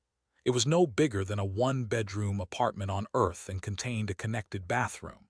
When Damien entered the room, he immediately flopped down into the bed. This city is really nice. If this is the standard for big cities in this world, then I'd be satisfied, but it's only the second biggest in the empire. I'm not even in the capital yet. Damn, and here I thought I'd end up meeting some giant figures using my heavenly protagonist luck, Damien joked to himself. He liked to view himself as the protagonist of some story, but his luck has always been too dogshit for that to be possible. Only recently had his luck become at least semi-normal. I've had my fun today, so starting tomorrow I'll get back into work. First, I joined the Adventurers Guild. I can make quick money that way and acquire better information. Plus, it's the best place to sell all these beast corpses. Damien looked into his inventory, where hundreds of corpses were laying with no purpose. I could easily sell them to some random butcher or something, but I doubt they'd be able to buy this amount. The guild is stupid rich, so I'll get the best prices there. As Damien was thinking, Zara came out of his shadow, returning to her full form and relaxing on the floor. Damien grinned seeing this and hopped off the bed, opting to use her back as a bed instead. After all, teasing Zara was too fun and he could do whatever he wanted for the next week. Zara grunted to show her dissatisfaction, but honestly, it was just a front. Although Zara didn't necessarily like being ridden on, she didn't mind much if it was Damien. If anyone else tried, though, they'd probably be killed without hesitation. Damien also knew this, which is why he acted without reservations. Even if their contract technically made him superior to her, he didn't enjoy treating her that way. She was his companion, and the one person he could trust his back to in this new world. He wouldn't make her do anything that she was uncomfortable with. The next morning, Damien walked out of the inn with a miniature Zara and headed to a restaurant to have his first bite of cooked food in years. Zara couldn't quite understand this concept, but hearing how excitedly Damien spoke about it built her anticipation as well. Damien chose a restaurant called The Nightingale. Since it was situated near the central area of the city, it was relatively expensive, but he had gotten the recommendation from the innkeeper, who claimed it was one of the best in the city. It was also relatively close to the guild, so it was convenient for him. Entering the restaurant, Damien was stunned by its elegance. Frankly, with the set of clothes he obtained yesterday, he didn't fit in at all. His appearance made many guests turn their heads his way, but seeing his get-up, their gazes turned to disdain. Damien ignored all this and walked up to the reception. "Table for 2, please." The receptionist was also looking at Damien with disdain and almost immediately responded, "We don't serve dogs at this establishment." Damien was already getting pissed off. This wasn't even a cultivation world, but people here wanted to go around offending strangers for no reason. But he didn't have to do anything. Zara growled ferociously and released some of her bloodlust, causing the receptionist to fall to the floor covered in a cold sweat. Damien didn't even bother being polite anymore and directly walked towards a table and sat down, with Zara jumping up to the chair in front of him. Although the scene was quite comical, nobody laughed. Many of them were still scared of the bloodlust that was released. Damien and Zara always concealed their auras, as it became a habit from the dungeon where nobody wanted to be swarmed by beasts because they were careless. For this reason, nobody could immediately tell their power level. Their bloodlust was on an even greater level. It had been mentioned countless times that the only option in the dungeon was to continuously kill. Not to mention Zara, who had killed hundreds of beasts and had a naturally feral aura. If Damien released his bloodlust, that receptionist who was only at first class might have fainted on the spot. His kill count had far surpassed the thousands. The waiter soon arrived and took their order while being baffled. They had ordered enough dishes to feed 6-8 people, but there were only 2 of them. Still, the waiter saw what had happened previously, so he kept his mouth shut and accepted their order. When the food arrived, Damien was already salivating. He immediately dove in, not caring in the slightest about table manners. His razor-sharp canines dug into the meat and he swallowed without any thoughts about choking. Another useless perk of his enhanced throat made to breathe dragon's breath was the ability to eat without worries. Damien was in a daze at the beautiful tastes in his mouth. The succulent meat and the dripping juices were something he savored as much as possible before he took the next bite. Zara was in the same boat. She, who had never eaten anything but raw meat, was in another dimension due to the variety of flavors she was tasting. After 20 minutes of voracious eating, the duo got up and left for the guild. Damien had left the money on the table since he couldn't be bothered to interact with the flies that worked at the restaurant anymore. Unbeknownst to the two, there was an individual who had been able to see through their concealed auras. This person watched them with an interested gaze from inside the restaurant, becoming more interested by Zara's bloodlust, and the fact that Damien's hidden aura was more bestial than the actual beast next to him. That person let out a light chuckle. It seems I'll have some fun company on my journey later. Chapter 29, Guild 2. When Damien entered the Adventurers Guild, his first thought was as expected. Though it was much cleaner than the stereotypes, it had checked all the rest of the criteria for a typical guild. A reception area lined with pretty receptionists, a bar full of rowdy adventurers of different races chatting and laughing, and a mission board. Damien smiled at this. It seemed that someone on Earth had done some world traveling at some point, or there was no way fantasy novels would be so accurate. Checking yet another spot on the cliché checklist, when Damien opened the doors, all eyes landed on him. By this time, Zara had already gone back into his shadow, so he was alone to bear the brunt of these gazes. However, he didn't even flinch. The gaze of that feral chimera he fought on the 50th floor was leagues scarier than these random guys he'd never met before. Plus, he basked in the envy that was being transmitted to him by their gazes. After all, doesn't the fact that they envy him just prove that he was better than them? Although he had long since been aware that he shouldn't get conceited, he wouldn't miss the chance to enjoy this feeling every once in a while. Scanning the room, Damien felt no threat from any of the current adventurers, and his pupils clearly showed the discrepancies in their mana. Damien promptly ignored the crowd and walked towards the reception. "Hello," said the cheerful girl at the counter, similarly ignoring all the gazes focused on her. "How may I help you today?" Damien responded in kind, keeping his words concise and blunt. "I'd like to become an adventurer." Damien's flat tone caused the reception girl's eyes to twitch a bit, but she continued to act professionally. However, it seemed some of the adventurers didn't take well to his tone. As he was about to continue, a man approached him from behind, attempting to grab Damien's shoulder. "Hey, you!" Damien's arm flickered, and the next instant, The arm the man had been reaching out to grab Damien fell cleanly on the floor.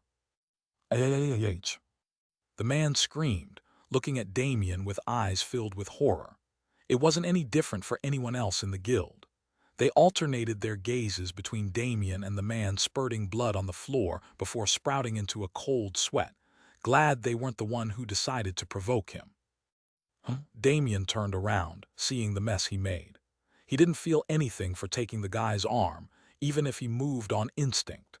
Damien's reflexes were trained so that anything that approached him with hostility would be instantly cut down, no matter the level of hostility.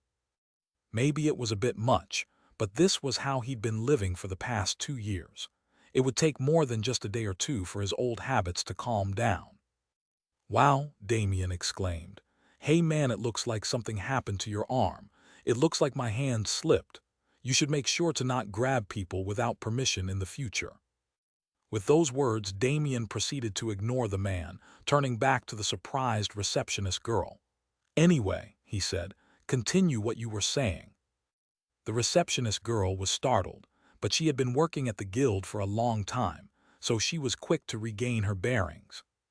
"Why, yes, becoming an adventurer is simple. You just have to prove that you've at least acquired your first class and you can become an F rank. As you take quests and accumulate merit points, you can increase your rank." Damien interrupted her. "And if I'm past first class already?" The girl's eyes widened for a second before she continued. He looked very young but was already a second class or higher. His talent must have been extremely high. "If you're already a second class or higher, you can take a qualification mission from the guild to prove your strength. Once that's finished, your performance will be evaluated and a fitting rank will be assigned." Damien nodded his head in approval.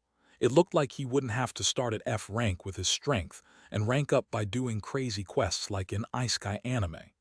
Damien honestly couldn't bring himself to kill some petty goblins anymore. "Okay then," he replied to the girl, "I'll take that quest." The girl nodded her head and began filling out some forms. She then handed them to Damien so he could fill in his same, age, and some other miscellaneous information. Nicknames and pseudonyms were allowed, but with him being a stranger to this world, he felt it was unnecessary. Still, after thinking for a bit, he just wrote Void instead of adding his first name as well. He felt that he could never be too cautious. "Okay," the girl said after she received his forms. She handed him an F-rank guild card and continued. "For now, here's your F-rank card. If you complete your mission, your card will be automatically updated through our system. The next qualification mission is..." As the girl was talking, someone came down from the stairs that led to the second floor and whispered something in her ear while sneaking a few glances at Damien. The girl's eyes widened for a second before she masked her expression. Then she spoke to Damien once more. "It looks like there's an escort mission that'll be starting in a week, and the client has allowed it to be used as a qualification mission. Would you like to accept?" Damien was a bit suspicious, but being confident in his fleeing ability, he accepted the mission. After that, he turned to leave the guild. However, after taking only a few steps, he heard a crunching sound under his feet. Looking down, he saw that he had accidentally stepped on the other arm of that guy from earlier, turning it into a bag of meat paste. With an innocent look on his face, Damien spoke. "To be completely honest with you, this wasn't on purpose. Now I know it sounds like an excuse, but hear me out. I genuinely forgot that you existed." Although he was telling the truth, he still didn't feel like staying there to hear the man's agonizing cries, so after leaving those words, he vanished from the spot. Damien reappeared in his in-room as Zara left his shadow. For some reason, he could teleport freely with her in his shadow, and she would teleport with him. Whether it was because of their pact or because his shadow was a part of him, Damien didn't know, but it was convenient so he didn't question it. Pulling out his guild card, Damien studied it while recalling the information he read in the subspace. "These cards are like a sign of status. While an F-rank card doesn't do much, when I get my A-rank card it'll provide me many benefits. Plus, it acts like a credit card so I don't have to take out annoying amounts of money during transactions. Although I doubt any bandits would be my match, it's better to be safe than sorry. Damien quickly lost interest in the card. It had plenty of small runic symbols on it, but he couldn't understand them in the slightest, so it was useless to study them.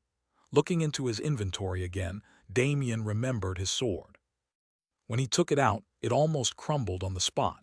When he found it, it had already been in a used condition, and its twin had broken in his first real fight. He didn't know how this one managed to last all the crazy fights he had after that, but he was glad it did. Its blade was fully black but contained many spider web cracks on its surface, and the hilt was extremely worn. However, he couldn't bring himself to throw it away. It was his very first partner. He put the sword back in his inventory to prevent any more damage and decided to get himself a new blade. But first, he'd have to go back to the guild to get rich off selling his stash of beast corpses. Chapter 30, Blade 1. Damien directly warped to the reception desk he'd gone to last time, greatly startling the receptionist girl, whose name was Lena. After Damien's abrupt exit, she had continued doing her job, only occasionally thinking about the eccentric new adventurer she'd met. But who would have expected that only a couple of hours later he'd reappear out of thin air? Controlling her emotions, Lena out on her professional face. "Hello, sir. How can I assist you today?" Damien, as if repeating their last interaction, replied in a flat tone, "I'd like to sell some beast corpses." However, this time, no idiot wanted to test his patience. Although the bloodstains had been cleaned up, everyone's memory was still fresh on what happened last time. Lena was once again surprised but continued her transaction. "Okay, can I get a rough estimate of the number?" Damien pondered for a bit. Although his total number of corpses neared 1,000, he figured he shouldn't pull them all out here. Making his decision, he replied, "About 200 or so." Lena panicked for a second. "Sir, this isn't a level of transaction I have the authority to handle. Please allow me to take you to the back room to meet with someone else." Damien nodded and followed Lena to the second floor of the building. The second floor wasn't much different from the first, only the adventurers were much stronger than those on the first floor. There were even one or two people in the room that Damien felt could give him a good fight. Damien and Lena arrived at a secluded room and entered before Lena left to call her superior. Damien looked around the room for a bit before thinking about the weapon he wanted to get. As Damien learned in his reading, weapons, armor, and other utility items that were built through, or for the use of mana, were called artifacts. Artifacts were split into many categories based on their strength. The majority of artifacts range between F and SSS class, just like the adventurer system. Each class level had 3 rankings of artifacts that represented low, middle, and peak. F to D rank artifacts were first class, C to a rank was second class, and S to SSS were third class. Fourth class artifacts were called Chaos rank, but there were only an extremely limited amount of them available on Aparen, as there was only one blacksmith alive that could forge them. Just like rumors of demigods, demigod rank artifacts were only a legend. As for the rank above it, the citizens of Aparen could only speculate. While he was in thought, Damien heard a knock on the door, followed by the entrance of a lady he'd never met before. The lady was around 1.7 meters tall with flowing blonde hair and green eyes. The feature that stood out most, however, was her pointy ears. It seemed this lady was an elf. "Good evening, Mr. Void. My name is Edia Kihorn, and I'll be in charge of your transaction today." She was as professional as senior guild staff should be. Damien nodded his head, unfazed by her beauty and the faint cleavage she showed off when she slightly bowed to him.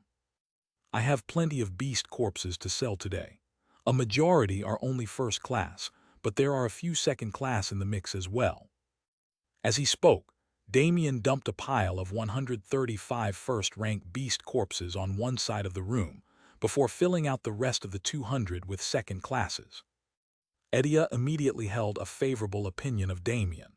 Usually, she could use her charm to rile up male and even a few female clients and conduct more beneficial deals, but it seemed today's transaction would be the straightforward type. Quickly adjusting to the situation, Edia looked over the heaps of beast corpses in the room as her eyes held a faint hue of gold. This was a special skill of hers that allowed her to see the value of items she looks at. She was a true businesswoman through and through. The use of this skill only surprised her more. The amount of mana in the corpses was absurd, and the method by which they were killed was both clean and cruel.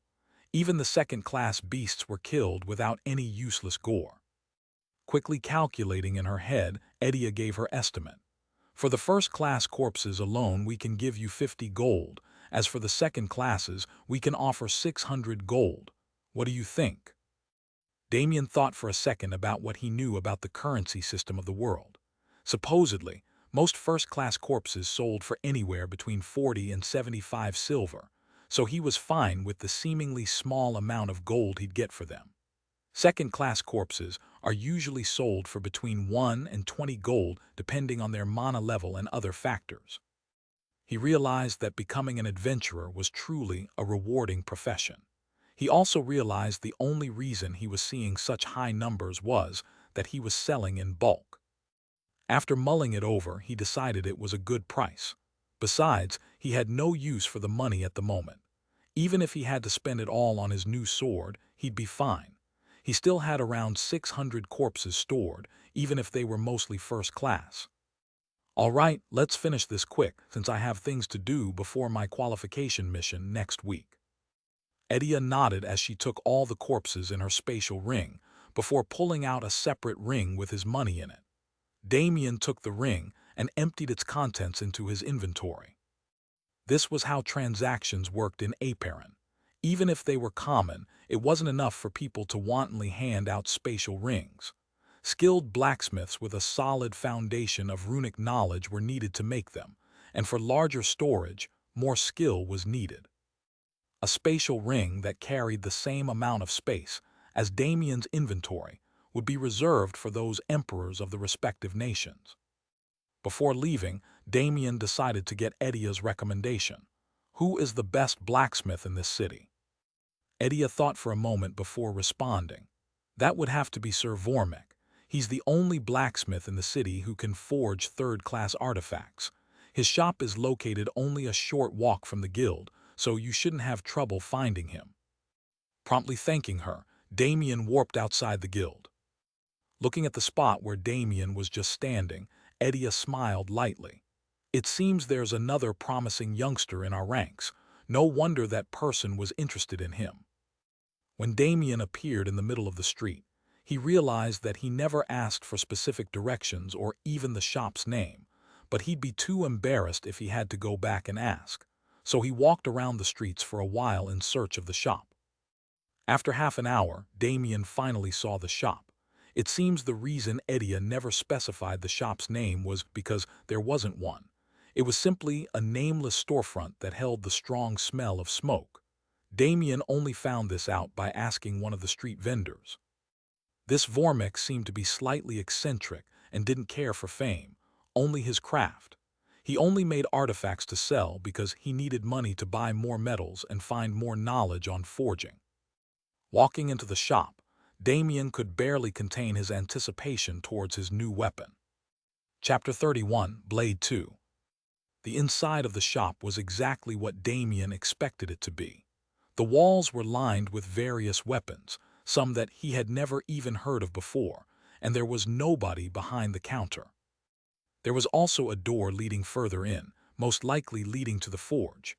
Damien walked up to the counter and rung the bell he saw there, hoping he'd get a response, and while he waited he decided to check the weapons on the walls. Heading over to the swords, Damien picked up a few and tried them out, but he couldn't get a good feeling from any of them.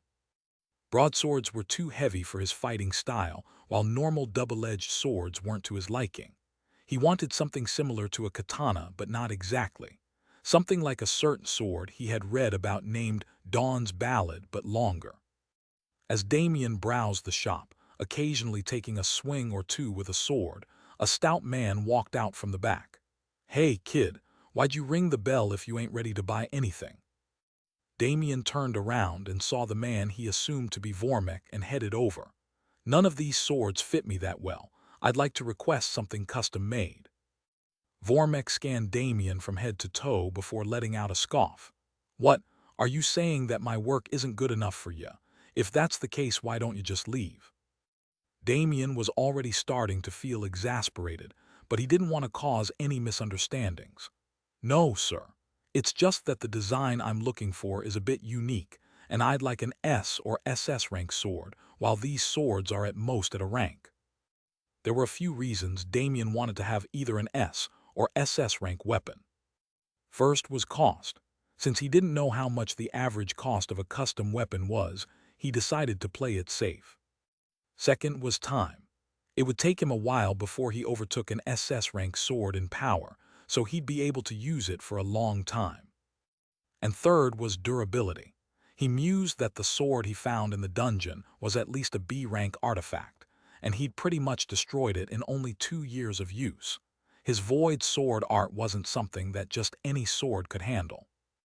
Vormek was still displeased but decided to hear Damien out, especially after hearing of a new design for him to forge. Throwing Damien a light sword, Vormek decided to test him. "Here, boy, take this sword and show me that you can handle a sword that's higher than your level." He had seen plenty of young masters and misses from powerful families that wanted a higher class weapon, so they could fight above their ranks, but it wasn't all that simple. As an artifact's tier was raised, it would develop certain effects or powers of its own. If the wielder wasn't careful, they could end up injuring or even killing themselves by biting off more than they could chew. Damon was hesitant, though. "No offense, but I'm not sure it'd be a good idea for me to perform my sword art inside the city. Although I don't know how sturdy it is, I'd rather be safe than sorry." Damien then grabbed Vormek by his shoulder and continued, "I'll apologize in advance for this." Vormek was about to flip out when the boy reached for his shoulder, but the next thing he knew, he was in the middle of the grassy plain outside of the city. He could still see the city in the distance. "The hell are you doing, boy?" he shouted. Damien smiled wryly but still entertained the old man. "Sir, I'm showcasing my sword art just like you said." Vormek was still angry that he had been transported without warning, but after a bit of thought, his eyes widened. It didn't take long for him to realize that the boy in front of him had a spatial affinity. Backing away slightly, Vormek watched Damien as he got into form. Damien faced the plane and decided to put his full power into his attack. He figured that if he impressed this old man, he'd be able to get himself a better weapon. Taking his stance, Damien made his move. His sword flickered as its blade disappeared, and in the next instant, a large gash that spanned for hundreds of meters appeared in the plain. Void sword art first step, bladeless. When Damien turned around, he saw Vormek standing there with a priceless expression on his face. His eyes were wide as saucers, and his jaw was open so wide he could fit a fist in it. A few seconds later, Vormek composed himself and hurriedly spoke. "Boy, gimme that sword quick." Damien, confused about the sudden request, handed the sword to Vormek, who proceeded to inspect it. Quick, destructive, bestial, Vormek started spewing nonsense. However, to him it was art. Vormek could see the emotion and intent behind the experiences and attacks of any sword he made. This was why he enjoyed having regular customers rather than mass production. The intent he saw in the weapons he made helped him gain insights into his forgery. Although Damien's swordsmanship looked rough from the outside, it was filled with savagery and brutality that he'd only ever seen from beasts. It was a sword whose only motive was the primal thirst for blood and survival. It held its own brand of beauty and elegance. Vormek was infatuated with the new series of intents he was witnessing, and no longer needed to think about his decision. "Take us back to the shop, boy. I'll make your sword." Damien smiled brightly as he once again grabbed Vormek's shoulder and warped them back to the shop. He then spent an hour or so going over the design and materials he desired for his sword with the blacksmith, before leaving the shop with an even brighter smile on his face. The sword would be SS rank and should have cost him around 800 gold, but he had made a deal with Vormek where, as long as it was within his ability, Damien would go to Vormek for any of his artifact needs, and he got a discount. Although it still cost him almost all his money, Damien wasn't worried about this. He went back to his inn room to wait a week for his new sword to be finished and for his first quest to begin. Damien also got to keep the sword he used for his showcase. So, after a few hours of rest and relaxation using his Zara pillow, he directly warped back to the plains to train. What Damien was training now was the third step of his sword art. He had the rough idea for a while, but couldn't implement it due to the condition of his old sword. This mode would be an area of effect type, so it required more durability. As Damien spent his week practicing, many events were taking place in the shadows. Within a hideout somewhere in Aperin, a certain organization was making their plans. "Leader," said a black-robed man, "the target will be moving in a week to return to the capital. This might be our last chance to capture them." The leader, a middle-aged man who was situated on a throne, fell into thought. They had been attempting to capture the target for many months now, but to no avail. They always had guards around them and was a strong individual themselves, making it difficult to move. The leader didn't want to send any of their upper echelons, but the weaker members weren't going to cut it. He had to accept that. "Very well," he finally spoke. "Send a team of second-class members and let Adrian lead them. Let's see how the target tries to escape from a third class." The black robes men bowed and left the room. The leader gazed into space, attempting to get a hint at the future, but he didn't have that sort of power. "Whatever this ominous feeling is, I hope Adrian will be enough to handle it. Nothing can be allowed to go wrong this time." The wheels of time continued to turn as many figures moved with their own agendas, and a week passed by. Damien was ready to finally make some progress towards his goals. Chapter 32, Escort 1. The quest was scheduled to start in 3 hours, so Damien still had a bit of time. He naturally had a plan for how to spend it. He was already on his way to Vormek's shop to pick up his new blade. His anticipation was through the roof. Simply practicing the third step of his sword art for a week was enough to start dulling the edge on the rank sword he was borrowing. He also knew that the SS rank sword he was about to get would have a special effect. His excitement was only natural. This sort of situation was basically like getting a game item but in real life. Damien walked to the shop this time since he was wasting time, and soon he reached his destination. Upon entry, he was greeted with the same smell of smoke and molten metal as last time. However, this time Damien went straight to the back room without any decorum. This was what Vormek had told him to do from now on, as it was how he treated his regulars. Damien immediately spotted Vormek sitting at his forge. He was staring intently at a sheathed blade that looked similar to a katana. Damien rushed over, catching Vormek's attention. "Ah, you're finally here, boy," he said as he looked at Damien. "First, give me back that blade you borrowed. Let's just make a trade-off." Damien promptly pulled out the slightly dull blade and exchanged it with the blacksmith, who handed him the sheathed sword he was staring at earlier. When Damien first laid his hands on it, he immediately felt a connection. It was like the blade itself resonated with his entire being, becoming one with his desires. With shaking hands, Damien pulled it out of its scabbard. It was a single-edged sword with a small hilt. The entire thing was black from the blade to the handle, while the blade had purple designs spiraling along its surface. As he admired the blade, a system window appeared in front of him. Devourer. A sword made by a talented blacksmith to embody the traits of its wielder. It is bestial and ferocious, but carries its own brand of elegance. This sword was made for the sole purpose of devouring its enemies. During its creation, it birthed the special effect, amplification, to aid its owner. Although he was startled, he wasn't too surprised. The system could record his achievements, so it would naturally record artifacts as well, as they were the achievements of their creators and would take part in the legends of their wielders. Damien raised his eyebrow. Amplification, what exactly does it amplify? Vormek, who had a smug grin on his face the whole time, answered, "Everything.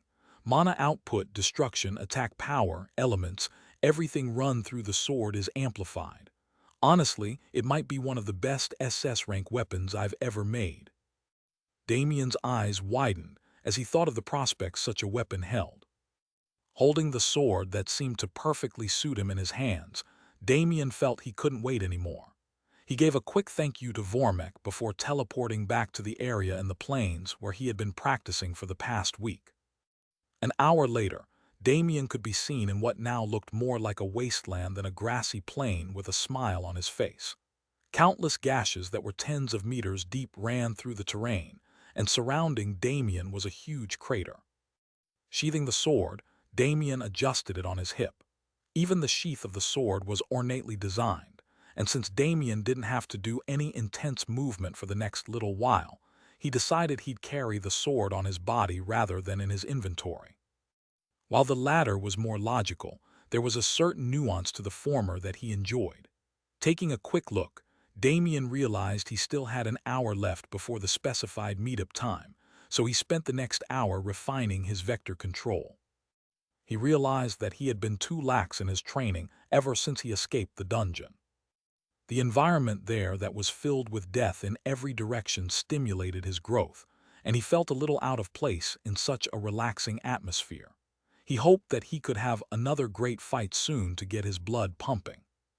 During this hour, Damien focused mainly on creating an impregnable defense. He attempted to control multiple points in space to affect the corresponding vectors, rather than a single point of deflection. This way, once he'd mastered the technique, he could form a barrier that deflects or teleports all incoming attacks. He was also attempting to control the force aspect of vectors, so he could redirect attacks back at their senders with amplified strength. Although an hour wasn't enough for him to make insane progress, he was able to take steps in the right direction. All he needed was constant practice to perfect it. At that point, the technique he was creating might even be registered by the system as a skill. Skills were an interesting concept, as they were like the crystallization of certain factors pertaining to their users. As such, skill books or easy cheats towards gaining skills didn't usually exist. The only way to create something like this was through a good amount of sacrifice, and usually wouldn't be done by someone unless they were on death's door and wanted to leave something behind for their descendants. The natural way to earn skills was through hard work, practice, and experience. An example was how Damien had to do intense training with the sword to receive the sword mastery skill, but achieved regeneration through constant injury and healing.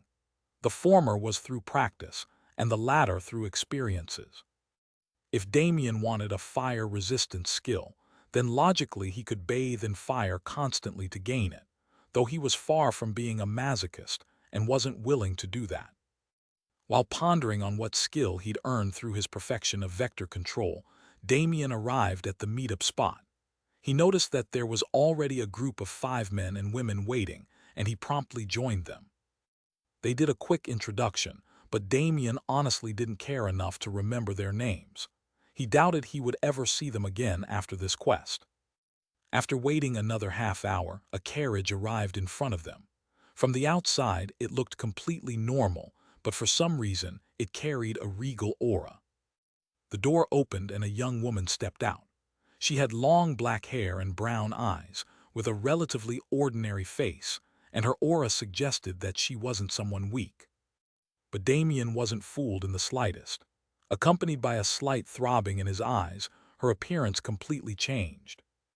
Now, what Damien saw was a beautiful girl with pink hair and ruby-red eyes. Her aura was like a sheathed sword just waiting to be unveiled. For the first time since he left the dungeon, Damien met someone who could give him a great fight. By what his eyes were telling him, she was only slightly weaker than him. The color of the mana he saw around her was peculiar as well. There was the light green color of wind mana that he was used to, but also a faint gray hue that seemed illusory. As he looked at her, Damien almost couldn't control himself. He almost started a fight right then and there.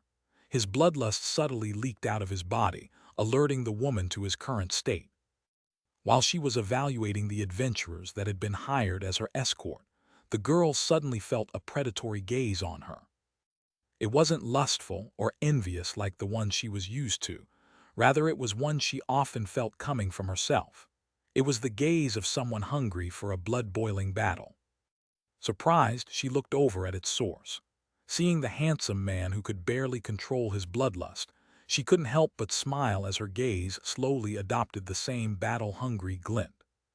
Chapter 33, Escort 2. However, before the two could start their riveting battle, an old man stepped out of the carriage. "Hello, everyone. My name is Douglas, and this is my young lady, who you will be escorting today. I hope we can all cooperate on our journey to the capital." Damien's bloodlust quickly receded as he snapped back into reality. He could have a friendly battle with this lady later. For now, he just needed to complete his mission. The girl felt the same sentiment as she looked away and introduced herself. "I'm Catherine Hart. It's nice to meet all of you." Her curt attitude and indifference got on some of the adventurers' nerves, but they knew they were escorting someone of high status today, so they forced their annoyance down and made friendly introductions, excluding Damien, of course. When his turn came, he simply matched Catherine's gaze and uttered, "Void," and went back to minding his own business.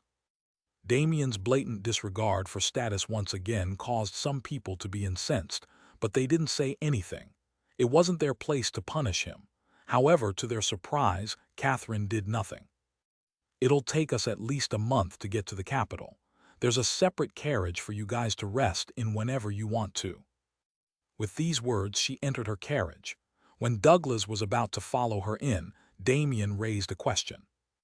"Hey, do you mind if I just sit on the roof of your carriage? I won't move much so you don't have to worry about disruptions." Douglas hesitated, but receiving a positive response from inside the carriage, he reluctantly nodded. Damien then vanished and reappeared on top of the carriage without a sound. Looking at the other adventurers, Damien continued, "I'll stay here the whole time so you guys can figure out the rest among yourselves." Damien went back to ignoring everyone. Truthfully, he was slightly embarrassed by his behavior. He didn't expect that his conversational skills were so low. Every word that came out of his mouth sounded snappy and indifferent, but this was to be expected. In the first place, when he was on Earth, Damien was constantly looked down on for 6 years. Then, he spent 2 years in a dungeon where he didn't talk to anyone except Zara, and even that was only for his last 6 months. Frankly, he was never a good conversationalist. His witty side only came out when he was with Alina or Zara, while he never really cared about anyone else. This behavior had only been amplified. He knew people would have a bad impression of him, but he couldn't do anything about it. So he decided that he'd accept his calm and indifferent facade and make it a part of his personality. A lot of his favorite characters were calm and indifferent, and mimicking them was the only way he knew how to develop his personality. The first week of their journey passed swiftly. During this time, there weren't any major disruptions. Every once in a while, bandit groups would attack the carriage, but they couldn't do anything. The carriage itself had 2 second classes in it and was being guarded by 10 more second classes. There were only 5 adventurers, including Damien, but he knew otherwise. His eyes wouldn't be deceived by any concealment or illusions. He could clearly see the 5 guards hidden in the shadows. He simply neglected to mention them because he didn't care. Plus, these bandit attacks were perfect target practice for him. They would always start their attacks by surrounding their group and launching ranged skills and attacks, so Damien had the perfect opportunity to refine his vector control. Within this week, they had already been attacked 5 times, and none of these bandits' attacks could touch the carriage he was sitting on, even if they had a second class in their midst. This past week marked 1 month since he had achieved second class, and although his level hadn't risen, his power had been greatly advanced. He was now able to create a deflection barrier using countless vectors as its base, while he could retain complete control over all factors related to a single vector. He mused that he could theoretically cause atoms to collide within this single point and create a natural nuke, but it'd explode directly in front of him, so he had no thoughts of attempting this until his range increased. Another factor he was focusing on was gravity control. Gravity was intrinsically linked to space, and in certain interpretations could be considered as space bending.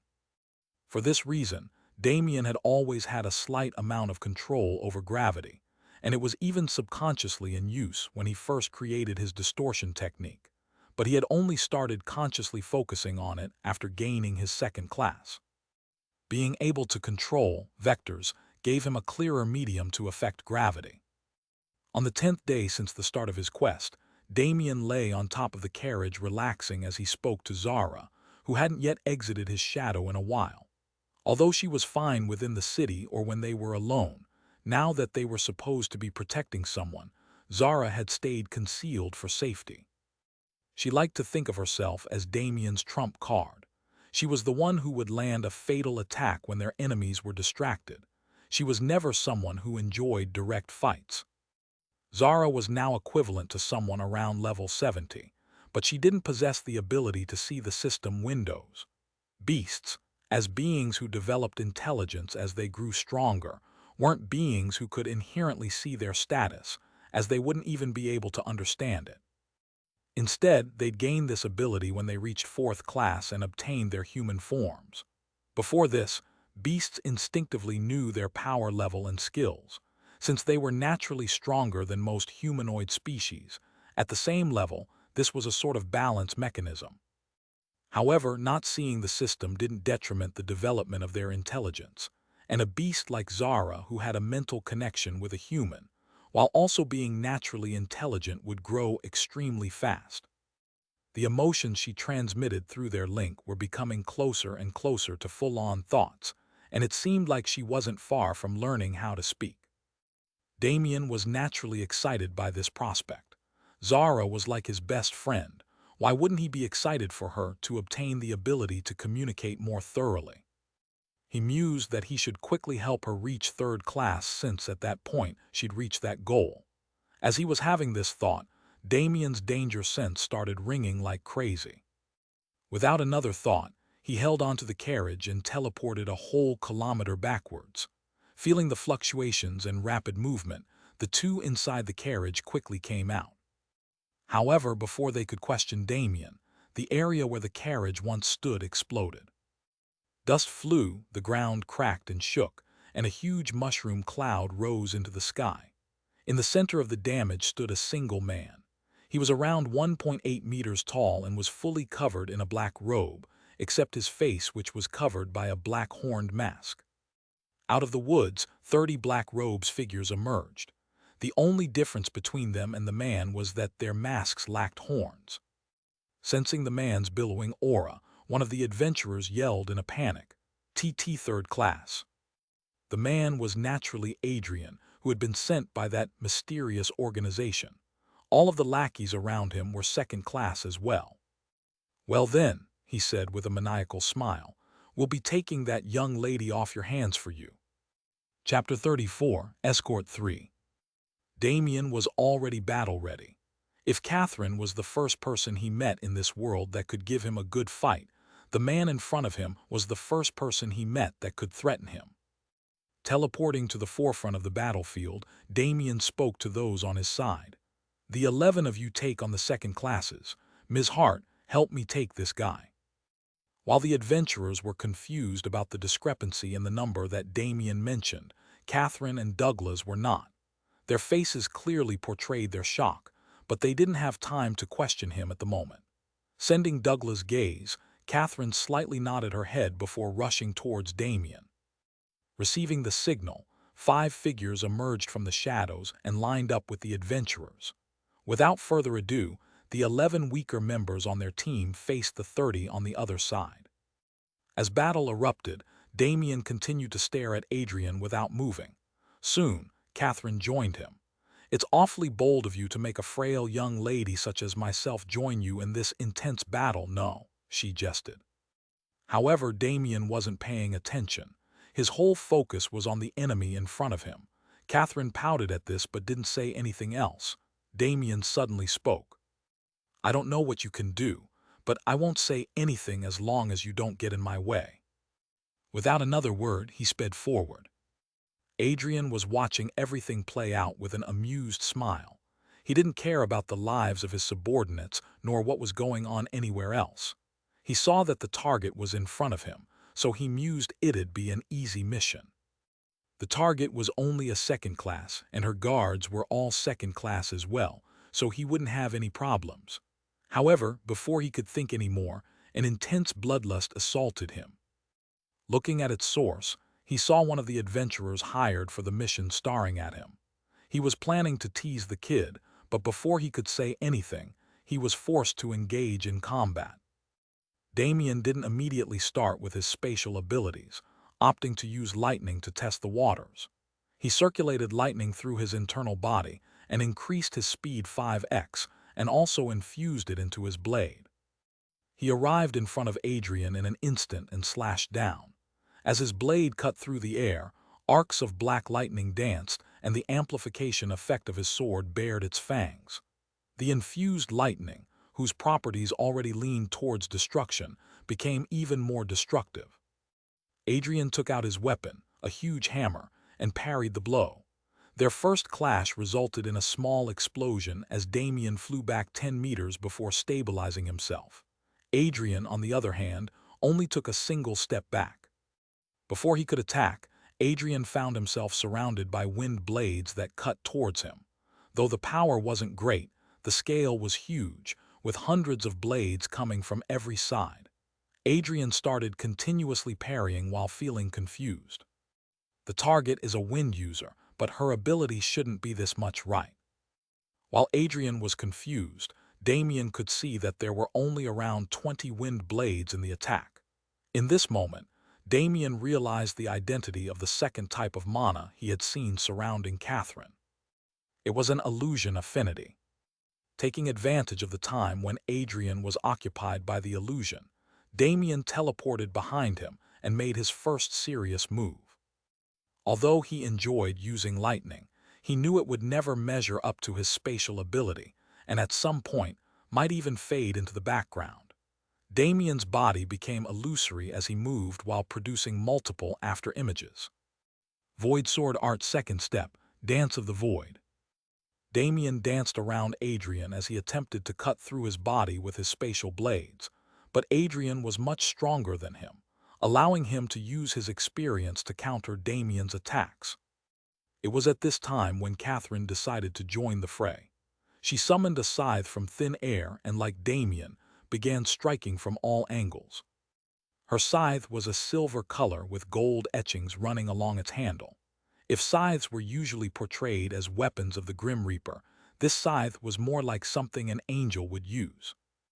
Damien was at the forefront, cutting through Adrian's flesh and occupying his attention while Catherine was attacking from mid-range, with every swing of her scythe cutting the air in its surroundings and producing various ranged attacks out of wind, which were further multiplied by her illusions. Adrian was incensed. He was fighting two mere second classes, but they were able to overwhelm him in such a manner. In his rage, he stopped caring about his mission. The reason he'd only been using physical attacks was because the leader had said to keep the target alive, but he didn't care anymore. Within seconds, the atmosphere in the vicinity began to superheat as crimson flames bloomed around Adrian's figure.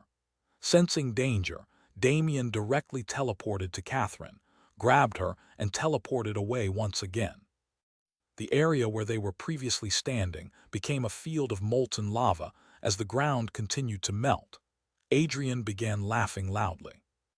"H-E-H-E-H-E, you little kids are dead now," he said as he raised his hand.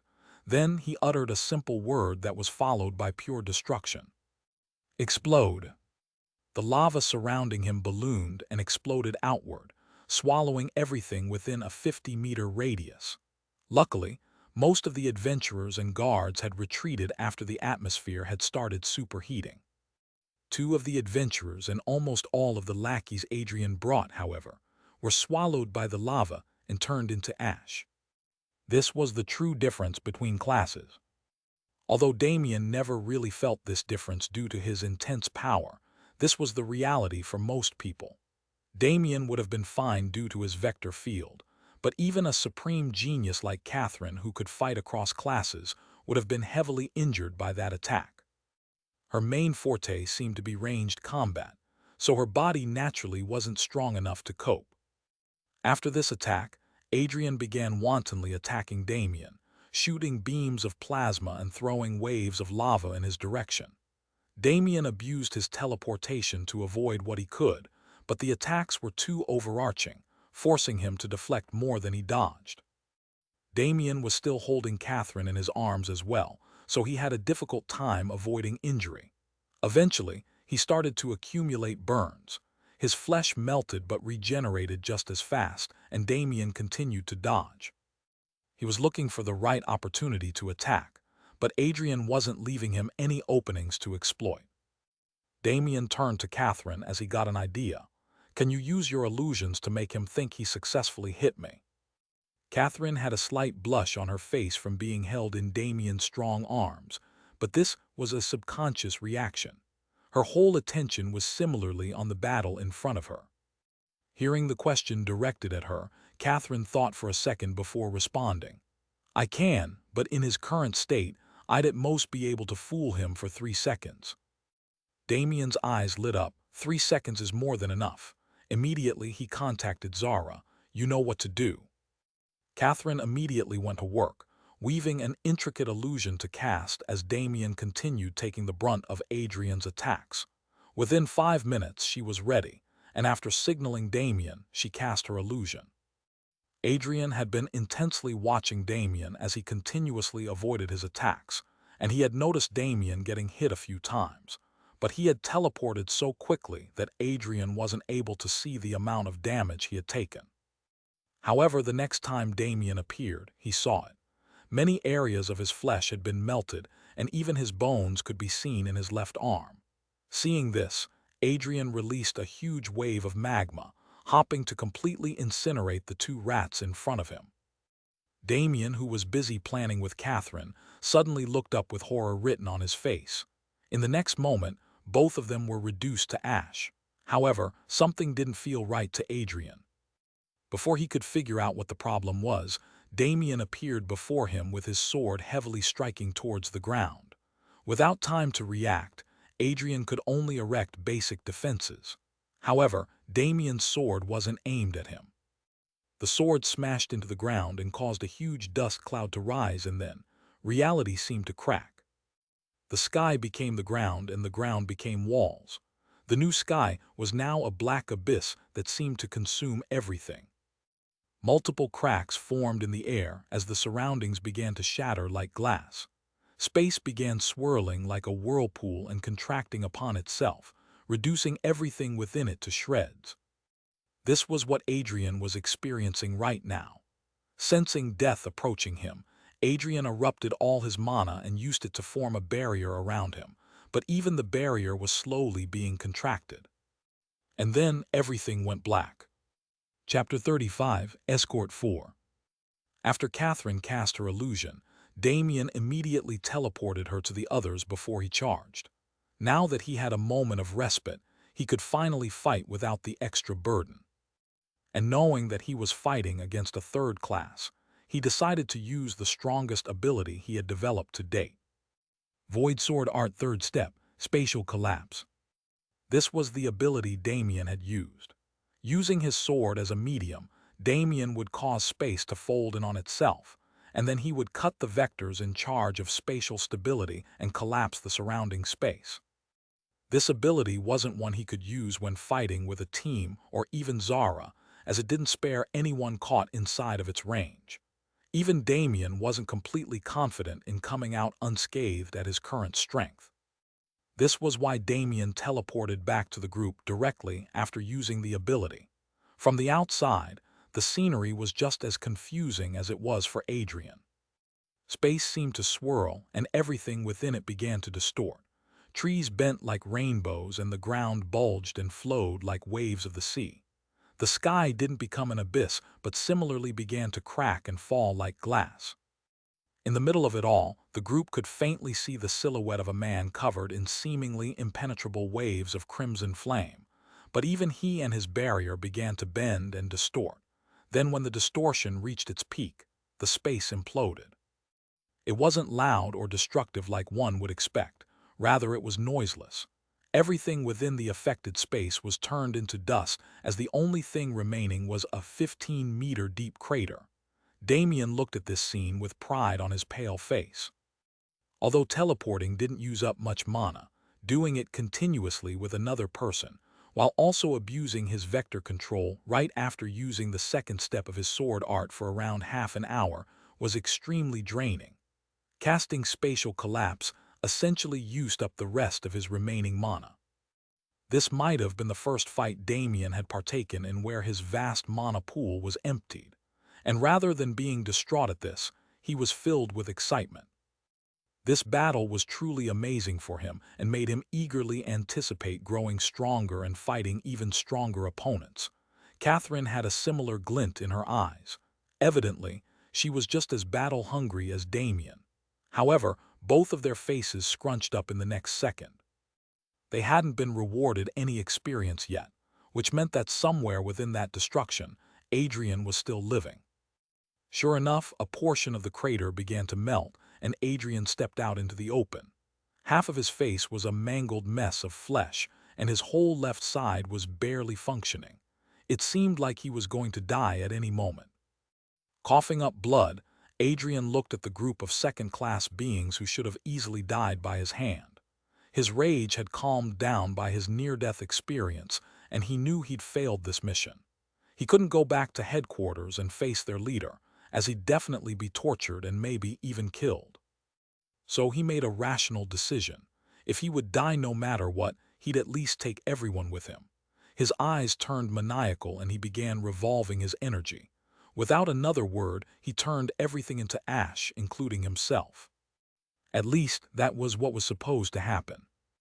Instead, Adrian felt the world spin once more. The only difference was that this time, he could vividly see his body slumping to the floor as his vision spun. Behind the slumped body stood a 3-meter-tall black wolf with wings. It stared at him with its cold golden eyes and held what seemed to be a taunting smirk on its face. With this scene engraved into his psyche, Adrian's last wisp of life force vanished. A rush of experience flooded Damien and Catherine. It seemed the system had its way to measure contributions and party play. This made Damien wonder how he managed to earn his first 5 levels through kill stealing, but he didn't care much. That was the past, and it didn't matter anymore. Since he had done most of the work, he naturally got a greater share of the experience. But Catherine's last play with her illusion was equally game-changing, so she also got a good share. With this amount of experience, Damien jumped straight from level 55, where he'd been since killing the Chimera, to level 70. Third classes are huge bags of experience, huh?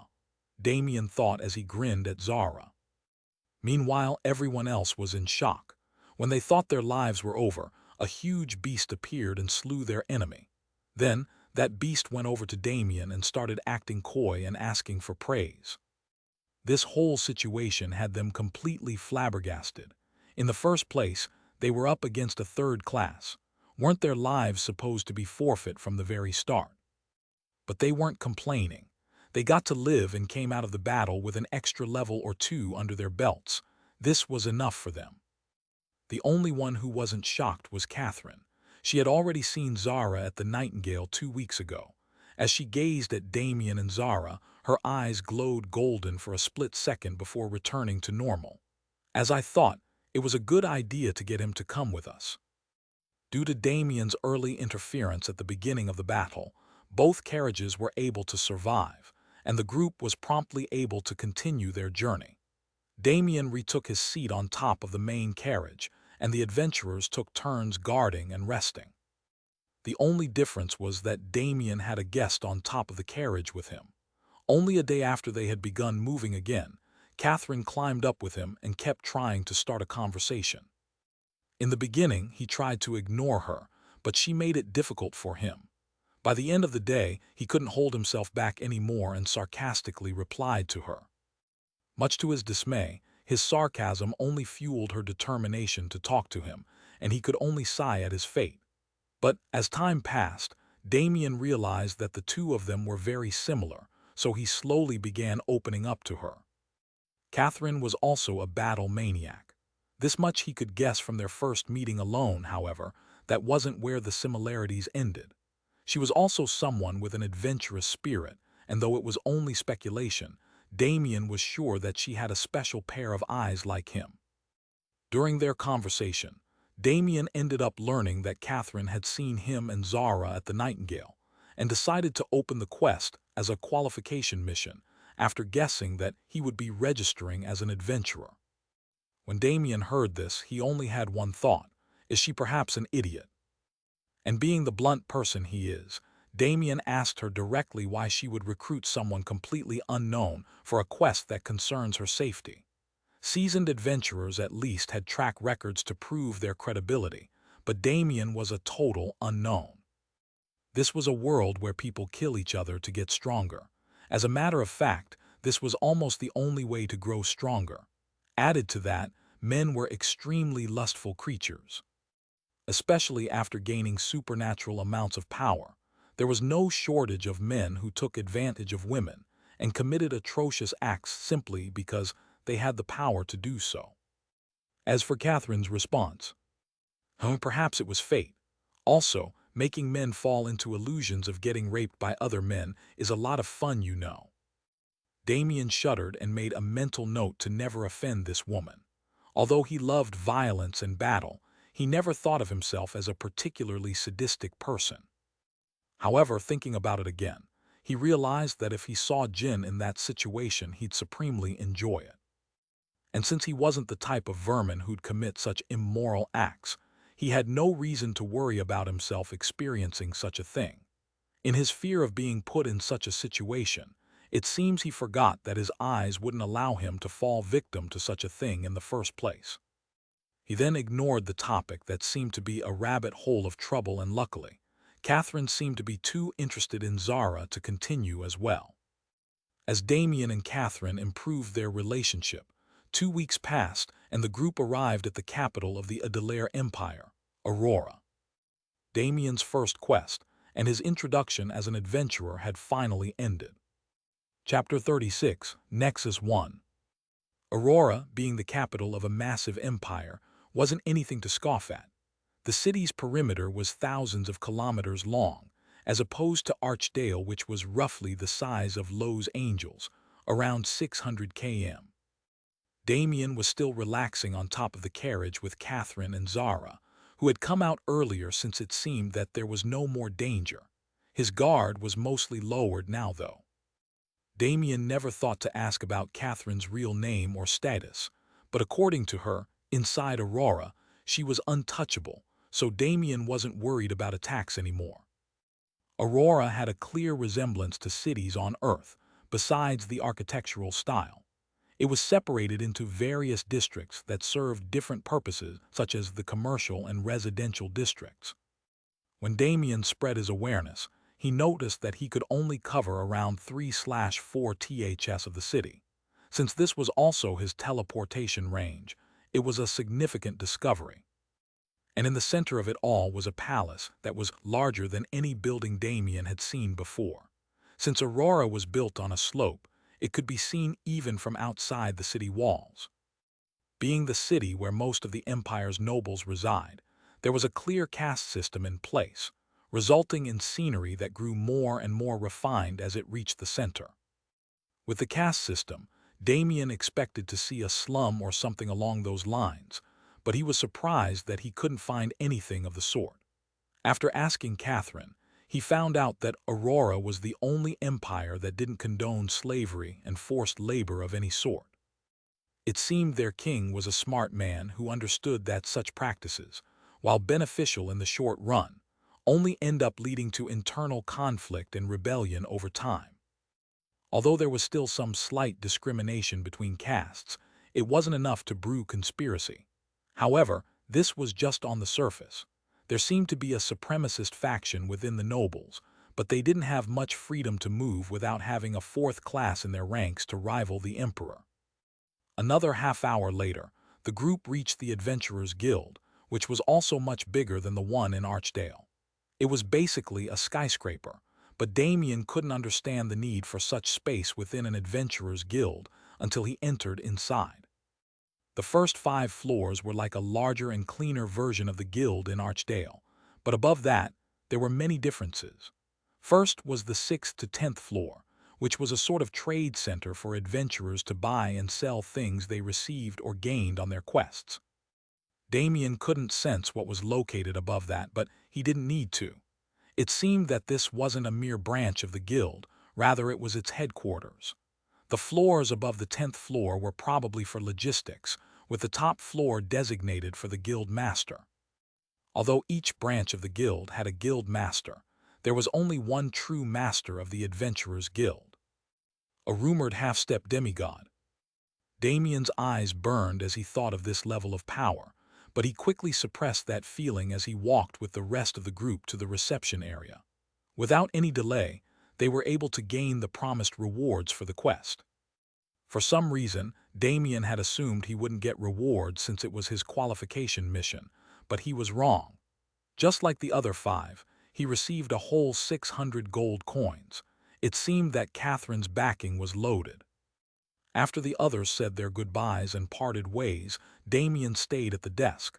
"I'd like my new guild card," he stated to the receptionist lady. "Ah," she exclaimed. "I apologize, sir, but there were some slight changes to the card you were meant to be given. Due to your feats of slaying a 3rd class during the mission, you've been granted access to S-rank quests even while your rank remains at A." It seemed the guild was making the change in his status before handing him the card. 5 minutes later, the lady pulled out a pure white card. "This is your new guild card. If you would like to accept any quests or ask any questions, feel free to come to me. Enjoy the rest of your day," she said with a cheerful smile on her face. Damien smiled lightly at her and nodded before walking to the mission board with a slight pep in his step. This was because he had made a huge achievement today. He had finally held a normal conversation with another person that wasn't Zara. Naturally, this person was Catherine. Although they'd separated a while ago, Damien was still proud of himself for the improvement in his social skills. Though he was still stiff towards literally anyone else, he chose to ignore that fact just like he had been ignoring Zara's teasing for the last hour or so. After looking over the mission board for a bit, Damien chose a classic beast-slaying mission. And then 3 more months passed. In these 3 months, not much happened. Damien continued to take S-rank quests, and a few A-rank quests at the guild, and his nickname, Void, began to spread. However, most people chose to call him by a different nickname. Due to the fact that Damien only took extermination and slaying quests, his extremely clear speed, 100% clear rate, and the massive black wolf that seemingly lurked in his shadow, people began calling him the Grim Reaper, much to Damien's amusement. Some of the experienced adventurers began treating him as an equal, while the rookies admired him. This was because his advent came with information on his past. He had appeared out of nowhere, adding to his mysteriousness, and on his first mission, he had slain a 3rd class as a 2nd class being. During these 3 months, Damien had earned quite the sum of money and had bought himself a mansion within Aurora. It seemed that adventurers at A rank and above had similar status to nobles, so Damien was able to live in a relatively lavish environment. He hadn't been slacking in his training either. Since he had just created the 3rd step of his sword art, he decided to put all his focus on vector control. Damien's defense was already at a level that was impenetrable by those at the same level, and he even managed to figure out a few offensive uses of his ability. His gravity control was now able to crush 1st class and mid-level 2nd class beings with ease, while those stronger than that level would only be slowed down. However, he could also control gravity to move in any direction, so disrupting their movement or attack patterns was much simpler than it used to be.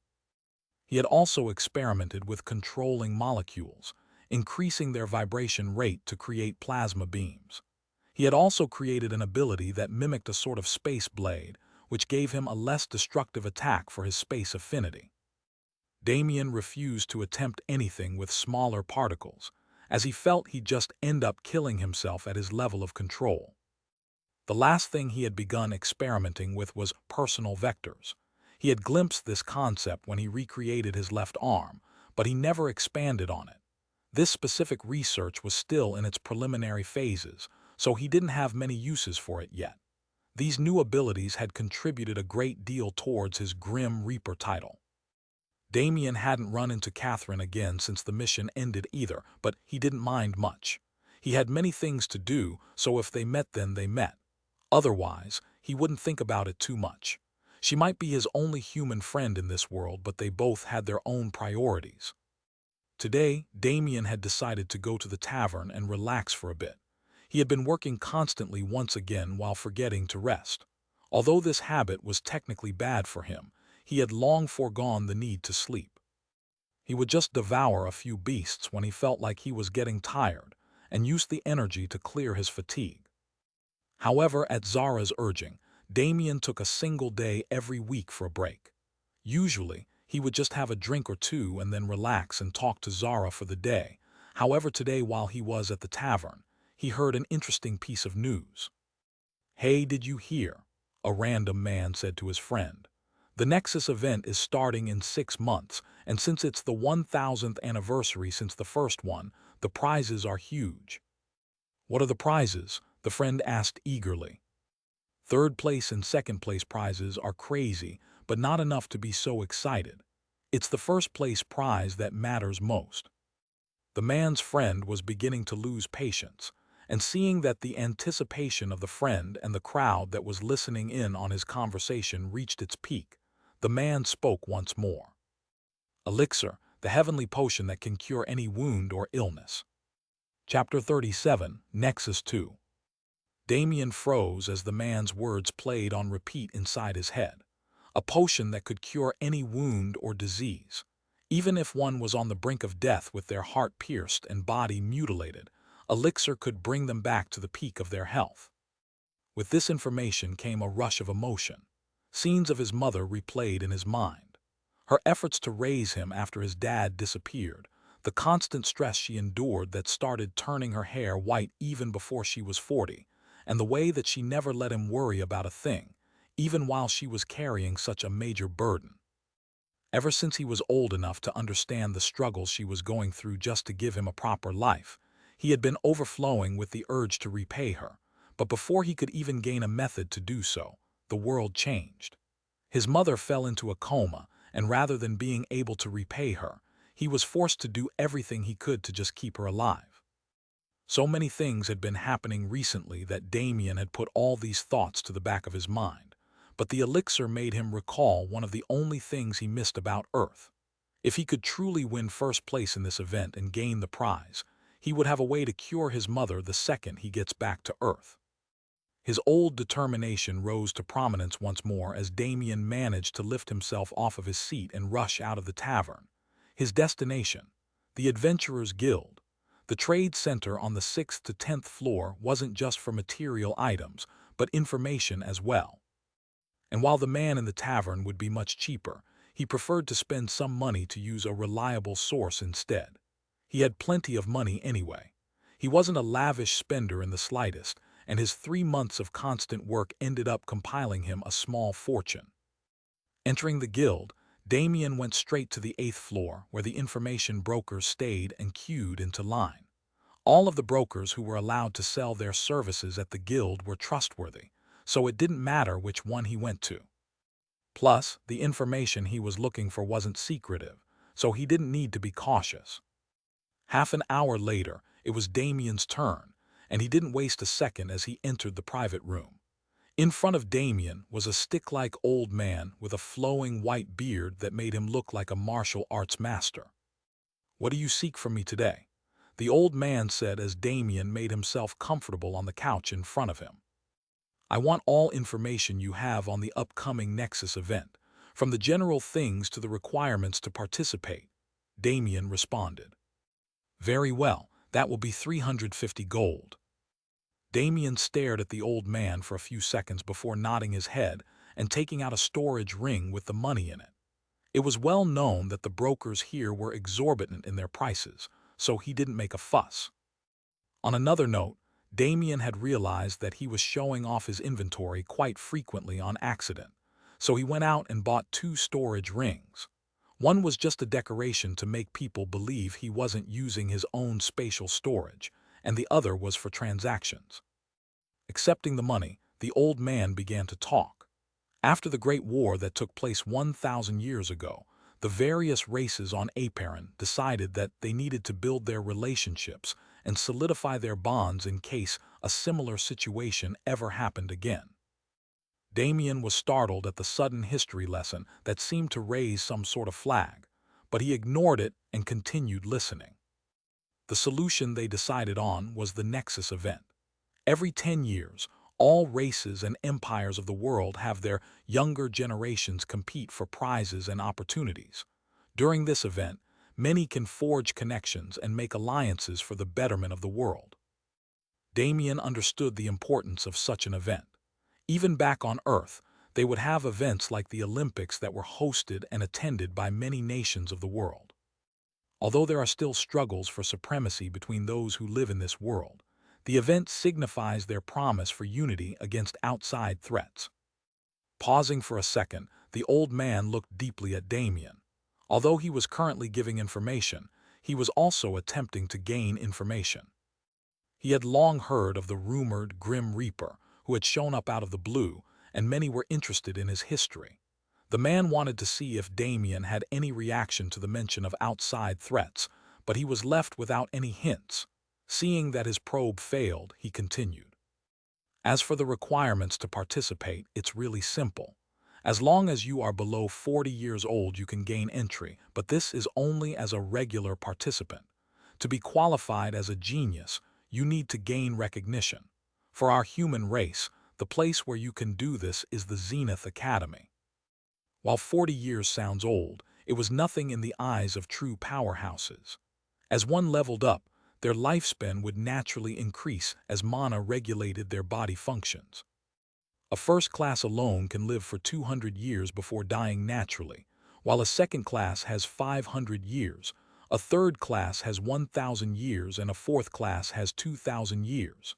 As for fifth class, that remained a mystery. Due to this, Damien wasn't surprised by the age limit. Damien had also read about the Zenith Academy. It was a public academy in the human domain that was prided as the one magic academy in the entire world, including those of other races. This academy was completely unbiased and unsegregated, even accepting students of other races. As long as one fit the standards of the academy, they were free to join. There was only one question Damien still had. What's the difference between entering as a genius and through normal methods? The old man smiled. It's simple, really. It's a matter of status and opportunity. While everyone will be participating together whether they are a genius or average, geniuses get priority to be seated and are given better accommodations during the duration of the event. If you are planning to enter, I suggest you try to do so as a genius. Damien nodded his head as he began to formulate a rough outline of his next moves. As he moved to edit the room, the old man once again spoke up. I almost forgot about prizes. Third place will receive an SS rank artifact. Second place will receive a rare permanent stat boost potion along with the third place prize.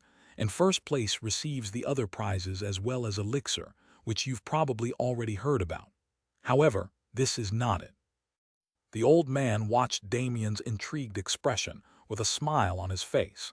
He enjoyed seeing the younger generation produce talents with ambition like Damien.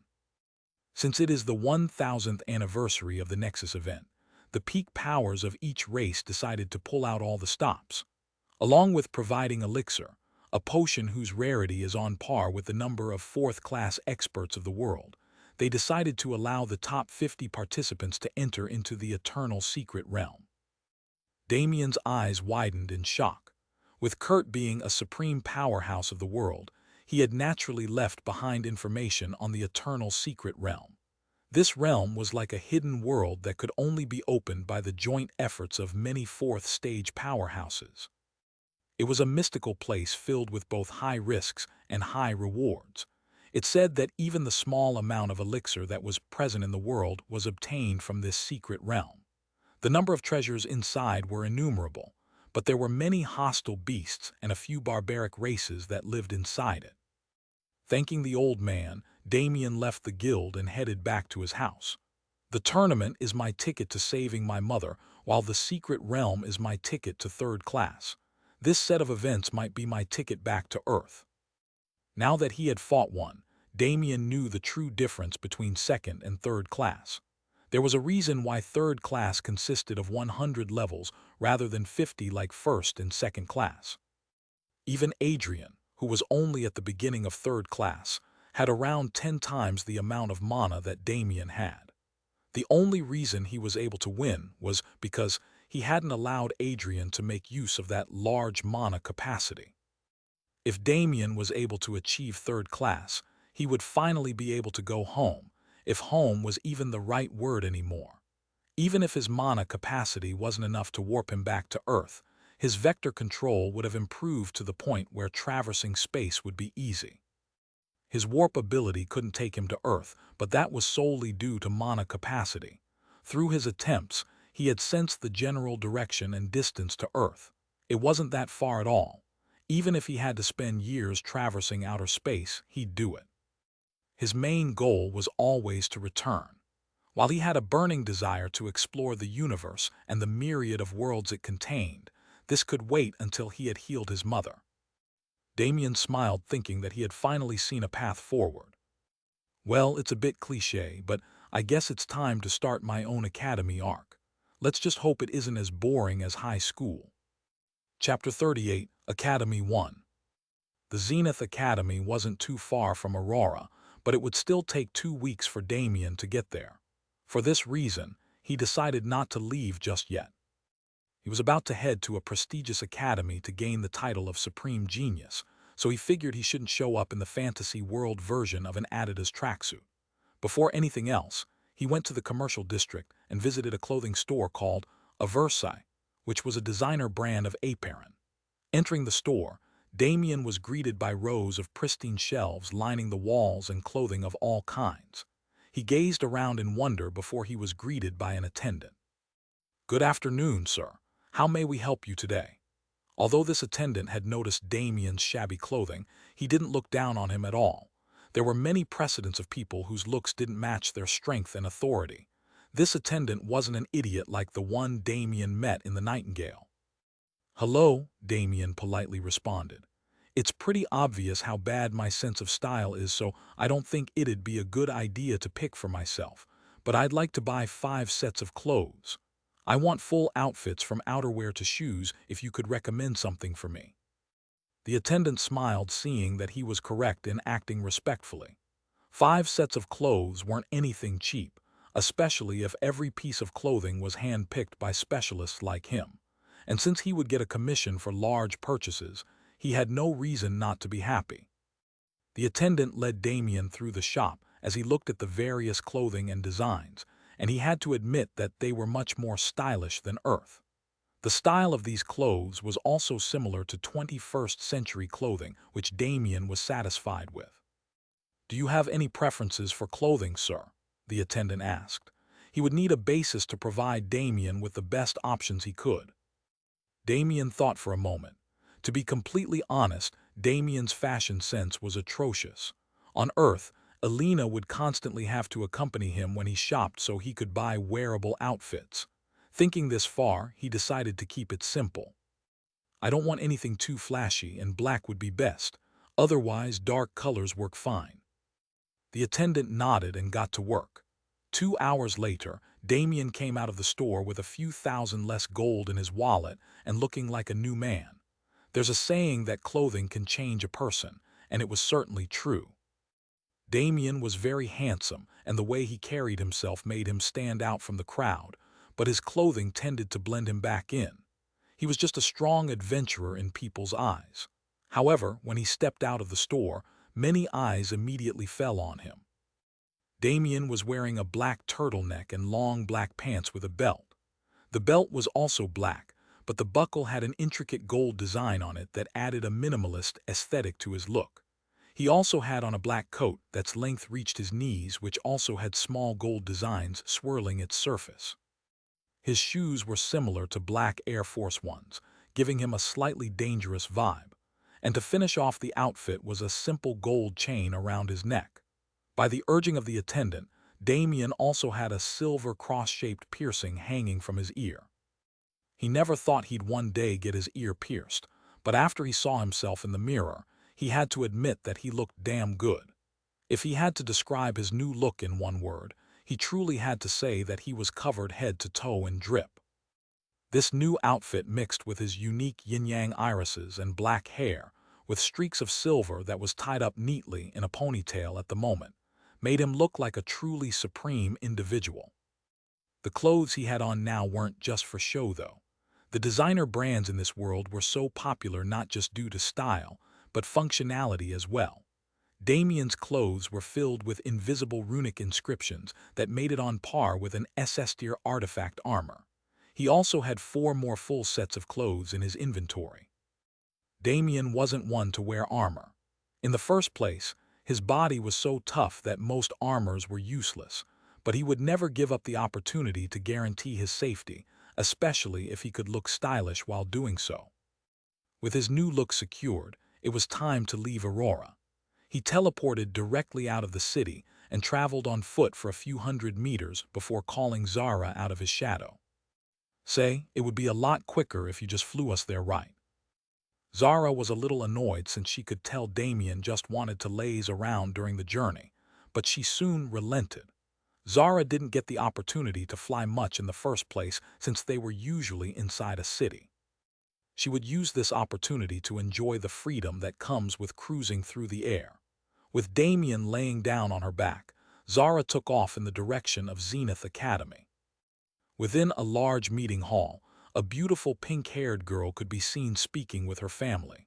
"Father, I would like your permission to go to the Zenith Academy so I can earn my place in the upcoming Nexus event." Being within the confines of her own home, Catherine had dispelled her disguise and walked around freely. Even if she hates her siblings, she was the strongest among them, so they couldn't touch her. Catherine's father looked at her deeply before sighing in resignation. This daughter of his was always his favorite due to her hard-working personality and immense talent. The only problem was that she had also inherited the adventurous spirit he had when he was younger. If she was a bit less unrestrained, she would be the perfect successor, but he knew it was impossible. Once again sighing, he responded to her request. "Fine. I know that I won't be able to convince you no matter what I say, but you must be extra careful this time. In addition to using your disguise and the name of Catherine Hart, you must take Rhea with you and allow her to accompany you at all times. Last time, the supremacist faction sent a third class after you, so I won't allow you to move freely without a third-class protector." Catherine was satisfied with his response, as she knew she wouldn't be able to push him any more than this. Her stubbornness was also a trait she inherited from her father. Their many similarities were the reason she was able to speak freely in front of him, while the rest of her siblings could only speak with respect and reverence. Besides, Rhea had been her protector since she was a child and was like an older sister to her. She wouldn't mind having her come along. Catherine slightly bowed to her father before leaving the room to prepare for her upcoming journey. After she left, Catherine's father fell into thought. According to the reports of the guards he had sent with her last time, Catherine's survival from the attack was due to a certain adventurer she had hired as an escort. He was also told that the two had gotten very close during their travels. Summing up his thoughts, he raised his head and spoke into the seemingly empty room. "Zero, find any information you can on that boy and make sure he's trustworthy. If you find anything suspicious, report it immediately." A shadow swiftly appeared in front of Catherine's father with its head bowed. "Yes, Your Majesty." Leaving these words, the shadow promptly disappeared, leaving the room empty once more. Meanwhile, Catherine had finished gathering her things and had left for the academy.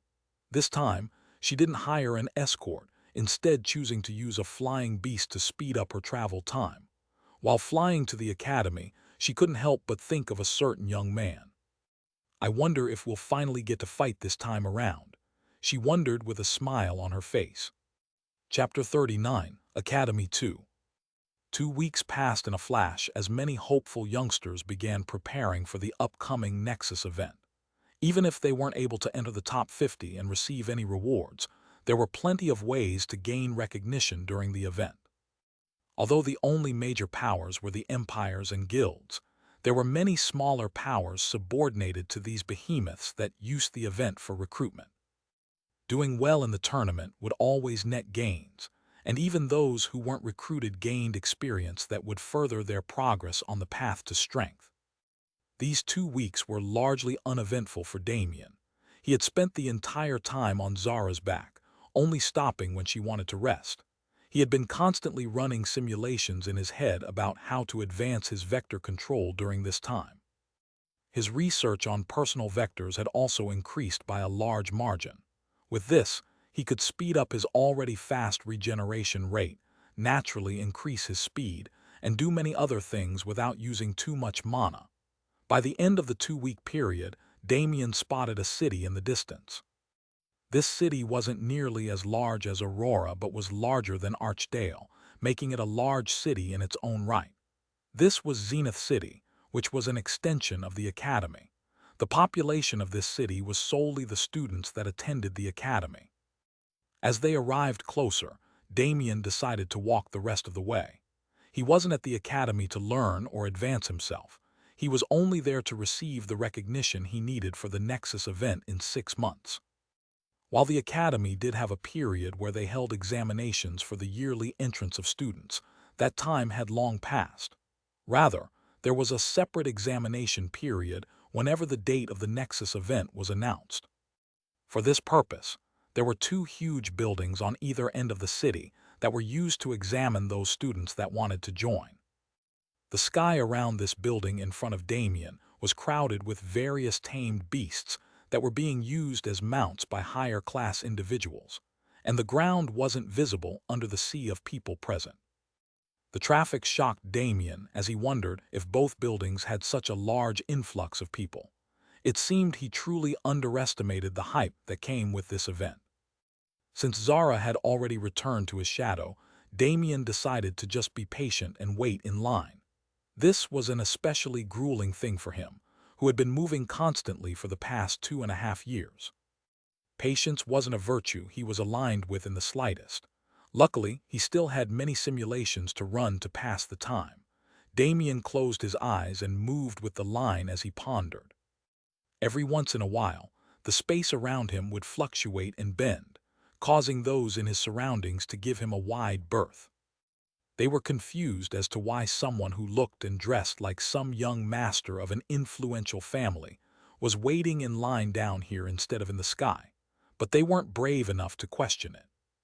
The reason the space around him was fluctuating was that Damien was working on expanding his range. His vector control was mainly used in defense simply because he didn't have the range to affect an enemy's vectors when he wasn't in direct physical combat. The distorted space was a manifestation of his efforts as his power began to disperse and concentrate. It wasn't until almost 6 hours later that Damien's turn finally came. Luckily, the examination building was open 24 hours a day so they could efficiently deal with the influx of people. The building itself was divided into 5 floors with many private rooms that were meant to test 10 individuals at a time. This added up to around 50 people per examinees per turn. The fact that it took Damien 6 hours to get a turn, even with this number, showed the astonishing amount of people participating. As he entered the room, he saw 9 other people that he didn't bother to pay attention to. Damien was single-minded in this regard. Maybe this was the reason why he had rarely interacted with people who weren't attendants during the 4 months he had spent on Aparen. Once everyone was present, a middle-aged man entered the room and scanned the examiners with indifferent eyes, causing them to bow their heads in respect. Well, all but one of them. However, the man didn't care much. He was used to arrogance, and it wouldn't be long before the kid was shown his place. "All right, you lot, line up single file and come forward," the man said as he took out 2 stones from his spatial ring and placed them on the table in front of him. "These are testing artifacts. The one on the left shows your age and the right shows your level. Come up and say your names before placing your hands on these stones one at a time. Everything else comes later." The examiners followed his instructions, and Damien, being the last to enter the room, went to the end of the line. Soon after, the first person went forward. "Hello, Senior, my name is Alex Hale," the kid said as he put his hand on the first artifact. Quickly, it glowed as the number 30 appeared on the stone. Next, he put his hand on the second artifact, which showed the number 50. "Alex Hale, 30 years old, level 50. All right, go stand in the back and wait for the rest." Clearly, the man wasn't impressed by the results. Although the kid was above average, he was nowhere near close to being a genius. Next, Ava Trunks, 25 years old, level 51. Wendell Ray, 34 years old, level 43. Alan Wright, 22 years old, level 57. Slowly but surely, the other 9 individuals in the room finished their turns. Damien was honestly surprised about the ages and levels of these people. 2 of them were still at first class even though they were close to the disqualification age for the event. However, not everyone could level up like Damien, not even including his leveling speed. The speed by which he raised his physical stats was nothing less than heaven-defying. It was natural that most people would take many years to reach his level. Even supreme geniuses like Catherine had been training since they were young.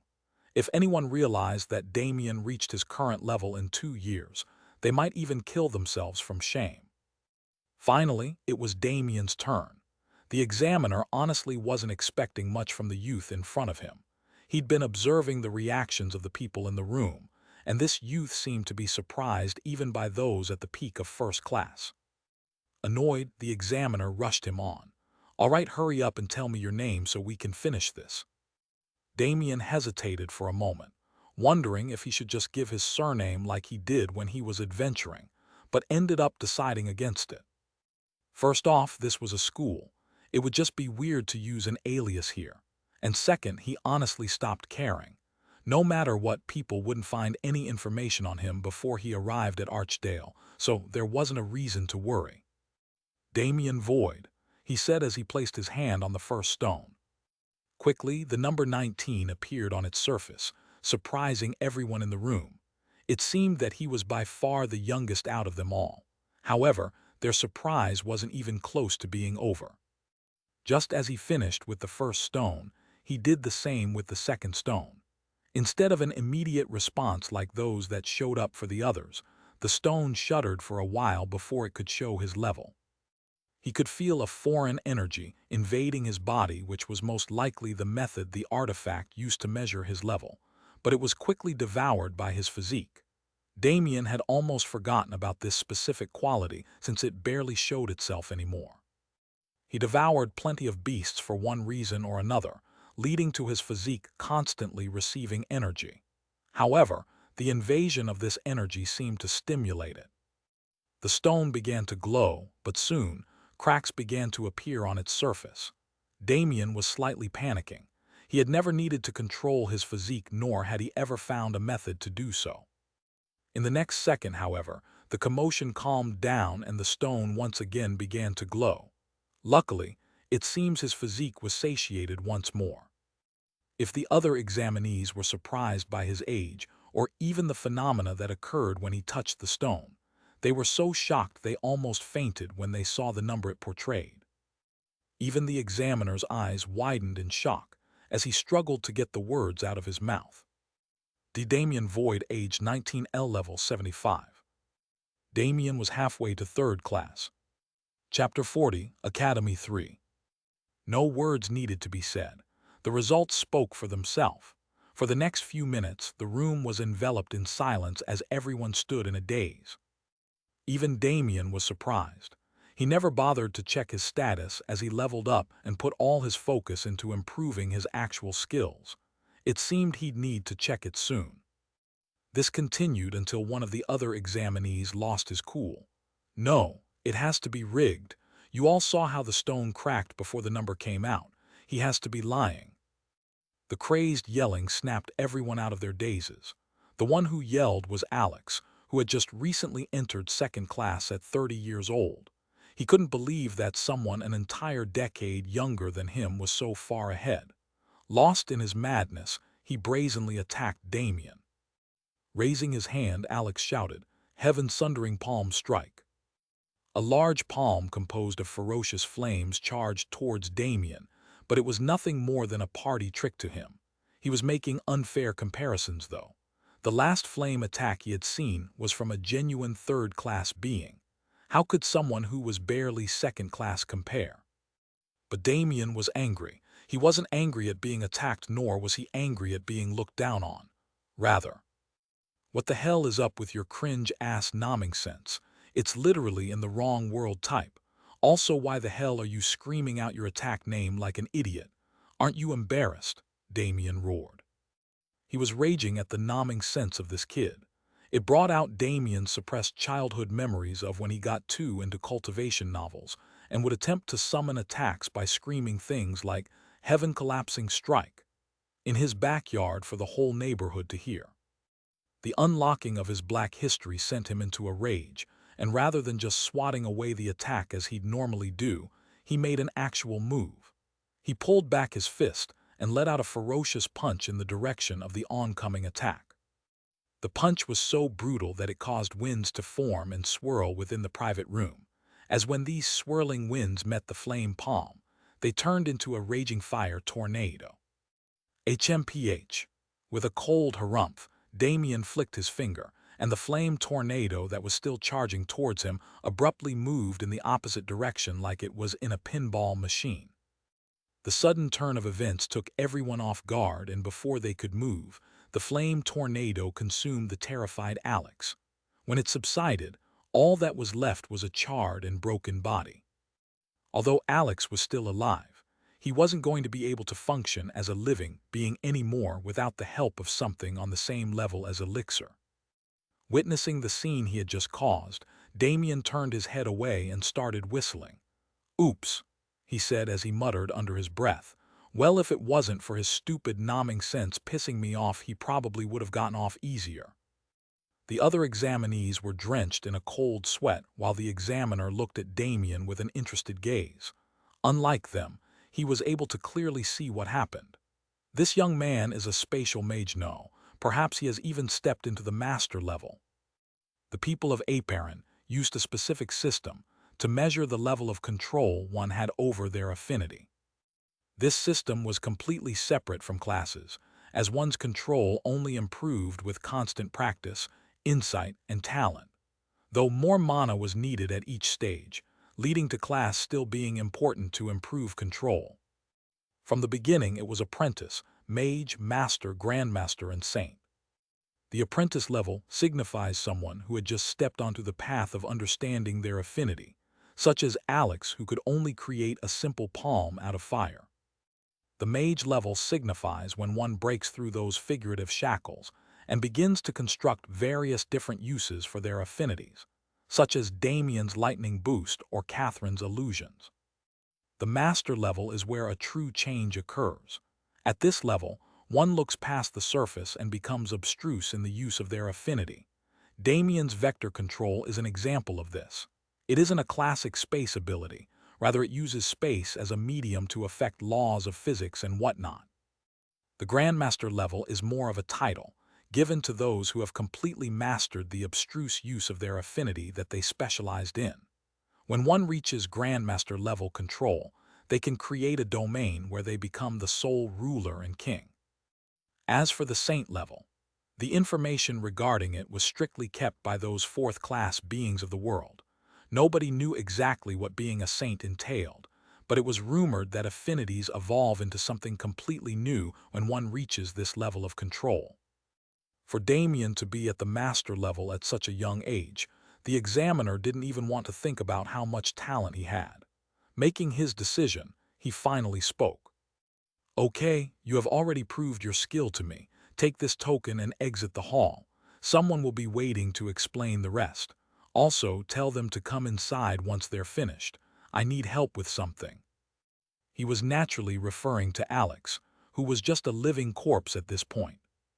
He tossed a circular token to Damien before turning to the other examinees. "As for the rest of you, It's time to have a short battle with me so you can prove your skill." Damien didn't stay to watch and quickly went to find the person who was waiting outside.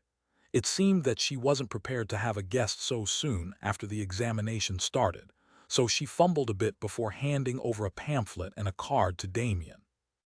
This pamphlet outlines everything you need to know about the academy as a new student. As for the card, it is your student identification. Seeing the confused look on Damien's face, she explained further. "The artifacts you used for testing already scanned your mana signature, so as long as you infuse your mana into the card, your name and rank will appear on it. It'll also lead you to the specific area you need to go to for lodging and classes." Nodding his head, Damien promptly left the examination building as the girl entered the testing room. When she got inside, everything looked normal besides the charred corpse on the ground. She let out a short yelp before regaining her bearings.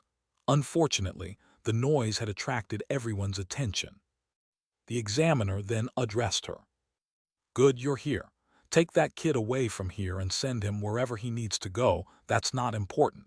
It seems we have another candidate for Supreme Genius entering the academy. Notify the elders so they can keep watch on him. It's the boy that sent you in here. His name is Damien Void."